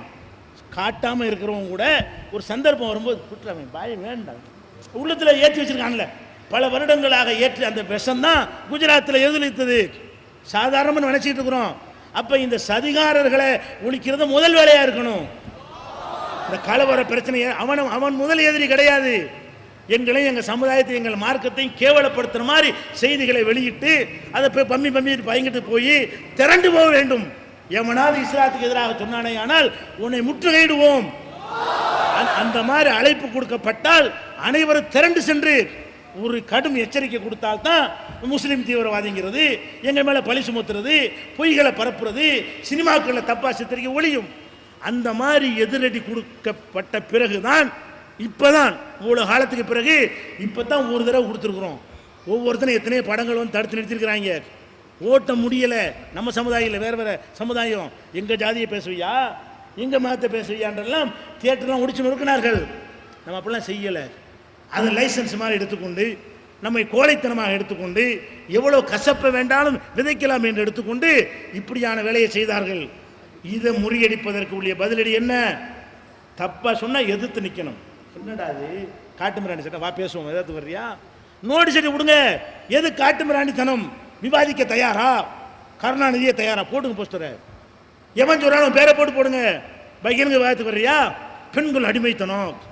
ஒருத்தன் தப்பி தவறி இந்த மதுரை, எத்தனை பேர் சொல்கிறாங்க மதுரை ஆதீனம், அவர் பொதுவாகவே நம்மளுக்கு பெரிய ஆதரவாளெலாம் கிடையாது. அவரை எதிர்த்து நம்மளாம் என்ன சொன்னோம், போராட்டம்லாம் கூட பண்ணியிருக்கிறோம். அவர் போய் இந்துத்துவா கூட்டத்தெல்லாம் கலந்து கொண்டு வரதான். அவர் இணைஞ்சிட்டார். இந்த டெல்லி மாணவி கற்பழிப்பு வழக்கு பிரச்சனை வந்தவுடனே அவர் வாயை திறந்து ஒரு கருத்தை சொன்னார். என்ன சொன்னார்? முடும் காரணம் வந்து பொம்பளை போகிற ட்ரெஸ் தான். யார் சொன்னார்? மதுரை முஸ்லீம் அவர் இல்லை. அவர் மதுரை என்ன சொல்கிறாரு, பெண்கள் அணியக்கூடிய ட்ரெஸ்ஸு தான், ஆடை தான் ஆம்பளையை தூண்டுகிறது. அதை முதல்ல நீங்கள் தடுங்க. சும்மா அப்படி சொல்லல, அவர் முஸ்லீம் பெண்கள்ங்கிற. முஸ்லீம் பெண்கள் எப்படி கணவனை தவிர மற்றவர்களுக்கு தங்களுடைய அலங்காரத்தையும் உள்ளுறுப்புகளையும் மறைத்தவர்களாக இருக்கிறார்களோ அந்த மாதிரி இருந்தால் மட்டும்தான் பெண்களுக்கு பாதுகாப்பு. யார் சொன்னா? மதுராதின்னு சொன்னார். அவன் கருத்து சொன்னான், கருத்து சுதந்திரமா நீங்க பேசுவாங்க, கருத்து சுதந்திரம். சரி, மதுராதின்னு சொன்னார்ல, அவர் கருத்தான பேசாம இருக்க வேண்டியானே. பிடிச்சிட்டு அம்புட்டு பெரும் போய் மதுராதின முற்றுகை, மதுரை ஆதீனத்தை முற்றுகை எடுத்து எப்படி நீ சொல்லலாம்?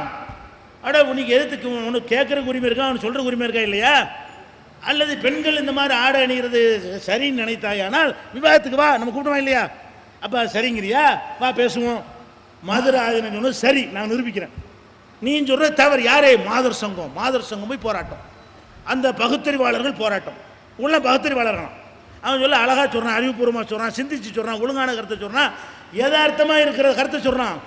கேள்வி கேட்குறோங்கிற பேரில் அப்போ ஏன் சிறுமியை கற்பழிக்கிறார்கள்? கேள்விதான்.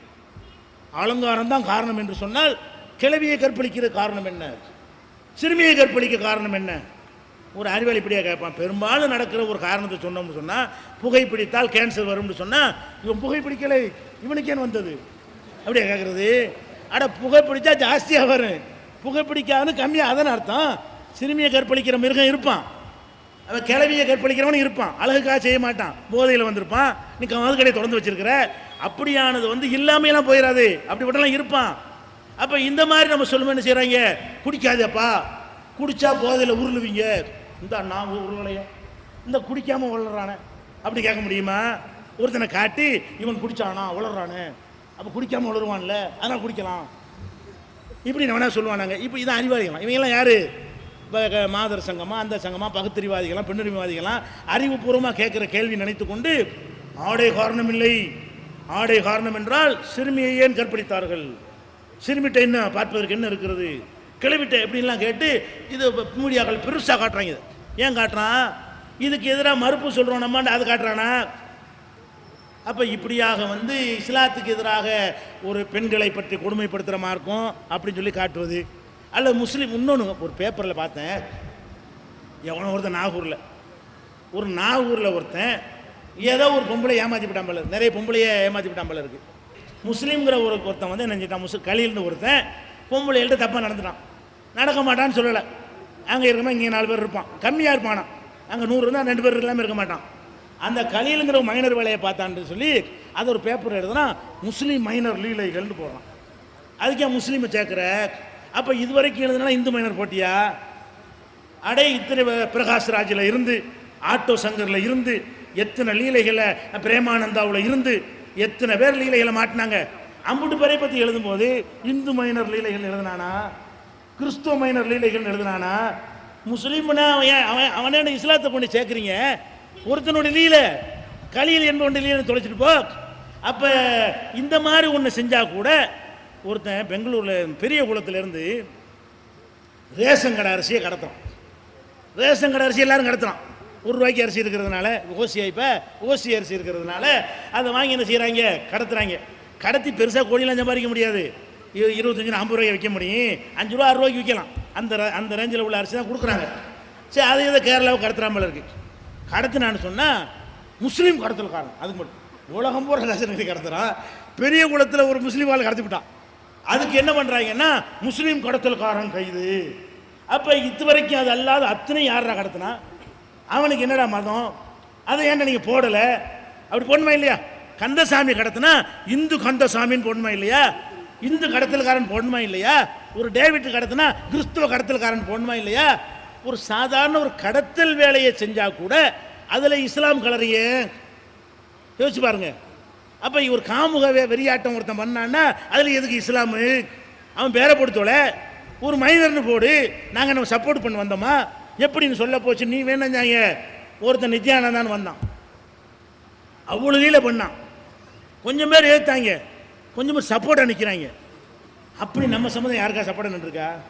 இந்த கலீலுக்கு ஆதரவாக யாரை போட்ட பண்ணியில முஸ்லீம் எல்லா ஜமாத்தெல்லாம் தீர்மானம் போட்டு நம்ம மைனர் கலீலை எப்படி நீ சொல்லலாம் கேட்டோமா? அட எங்கள் இஸ்லாத்துக்கு என்னடா சம்பந்தம்? நாங்கள் ஆதரிச்சாலும் பரவாயில்லைங்களாம். எவனோ ஒரு காமுகன் எதையாவது பண்ணிட்டான்னு சொன்னால் அதில் இஸ்லாம் ஒன்று விட மாட்டேங்கிறாங்க. எதை எடுத்தாலும் இஸ்லாம் இஸ்லாம்னு சேர்த்து சேர்த்து சேர்த்து எழுதுறேன்னா உனக்கு இதை சொல்லிக் கொடுத்தவன் யார்? இதனுடைய நோக்கம் என்ன? நீ என்ன எதிர்பார்க்கிறாய்? நாங்கள் நினைக்கிறோம் நீ சதி வேலை செய்கிறாய், நாட்டில் வந்து அமைதியின்மை கெடுப்பதற்கு இதை செய்கிறாய் என்று நாங்கள் நினைக்கிறோம் என்று என்ன செய்யணும், இதுக்கு நம்ம பாடம் கற்பிக்க வேண்டும். அதுபோக இன்னொன்றை நான் சொல்கிறேன், முக்கியமாக இன்றைய சூழ்நிலையில் சொல்ல வேண்டிய செய்தி, நம்ம சமுதாயத்தில் உள்ள இளைஞர்களே நீங்கள் அறியாமையில் ஒத்துக்கொள்ள மறுத்தாலும் நான் பதிவு செய்ய வேண்டிய செய்தி. என்ன செய்தி என்று சொன்னால், இப்போ இந்துக்களில் ஏதோ திருவிழா அதுன்னு வரும், ஒரு கல்யாணம்னு வருவான்.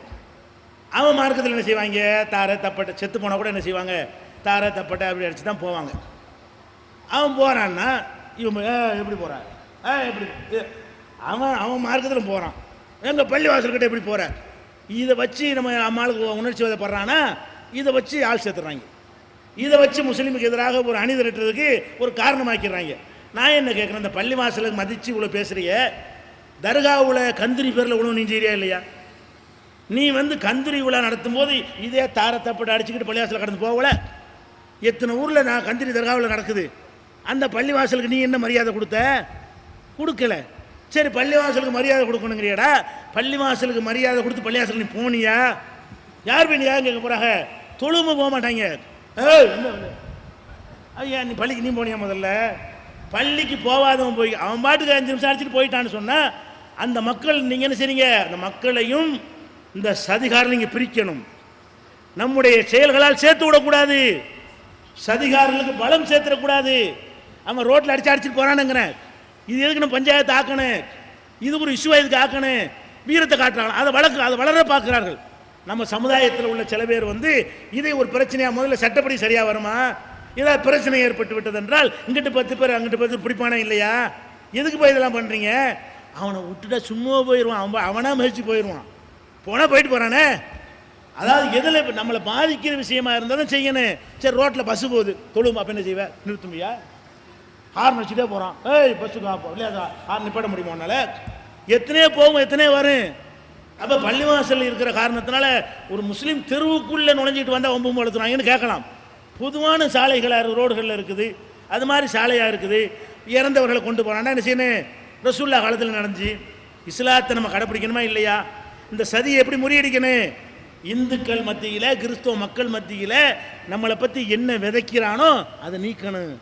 அடே நீ நினைக்கிற மாதிரி இல்லைடா, நாங்கள் எங்கள் மார்க் அப்படி எங்கள் சொல்லித்தரல, நீ எனக்கு எதிரி இல்லை, நீ நான் இருந்தவன் தான், நானாக மாறி இருக்கிறேன், நான் உன்னை மாதிரி இருந்தவன் தான், நான் நேற்று ராமசாமி இன்னைக்கு அப்துல் காதர் என்கிற அளவுக்கு அவனை வென்றெடுக்க வேண்டுமானால் நபிகள் நாயகம் ஸல்லல்லாஹு அலைஹி வஸல்லம் இருக்கிறாங்க.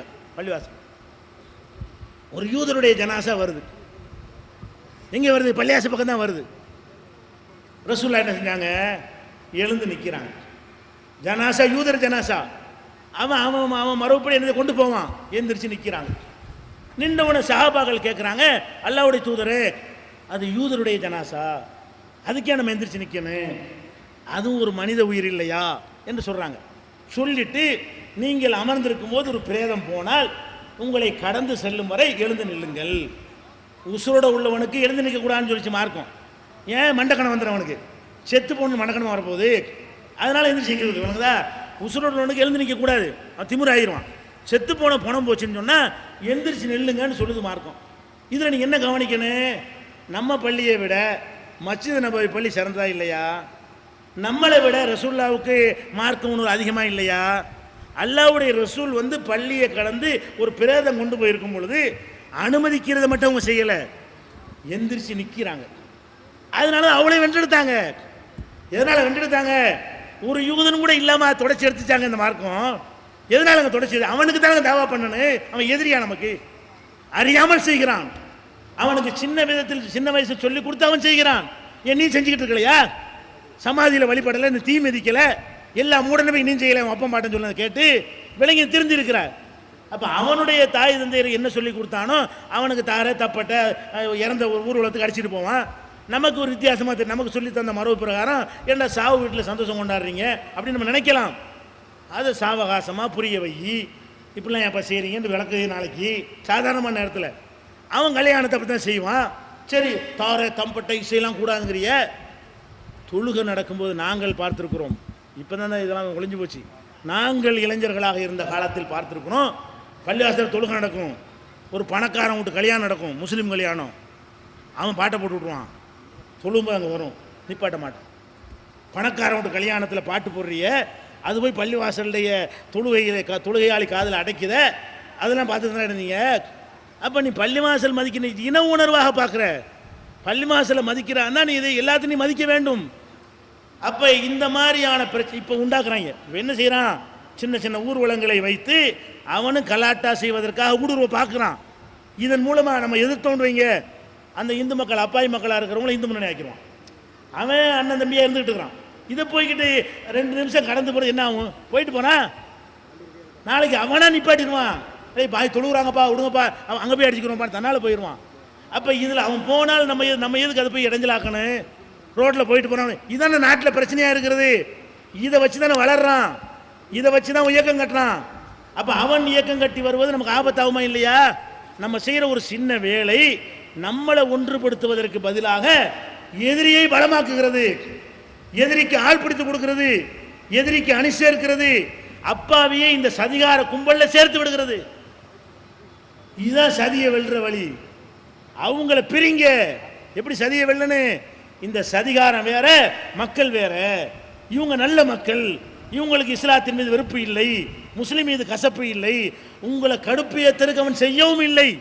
நீங்க எதிர்த்தனால அவன் வெறி ஒன்றுறானே தவிர அவன் மதத்தில் உள்ளது என்ற அடிப்படையில் அவன் செய்கிறான். அவன் மத நம்பிக்கையில் சாமிக்கு உங்க பள்ளியில மட்டும்தான் அடிக்கிறானா, கோயிலுக்கு முன்னாடி வச்சு அடிக்கத்தான் செய்வான். அப்போ உங்க பள்ளிக்கு முன்னாடி மட்டும் அடிச்சானா நீங்க பள்ளியை கவலைப்படுத்துறாங்களா? அவன் கோயில் வாசல் நின்று அடிக்கத்தான் செய்வான். அவன் நம்பிக்கை அது. இசையில் கடவுள் மயங்குவார்னு அவன் சொல்லக்கூடியவனா இருக்கிறான். அப்படியான ஒரு கொள்கையில் உள்ளவன் அவன் இது பண்ணி நடந்தான். நமக்கு என்னதுனால உள்ளக்க அடிச்சா தடுப்போம். பள்ளிவாசல் உள்ள உட்காந்துக்கிட்டு தாளம் போட்டானா ஏன் இடத்துக்கு என்ன வந்தான்னு கேளுங்க.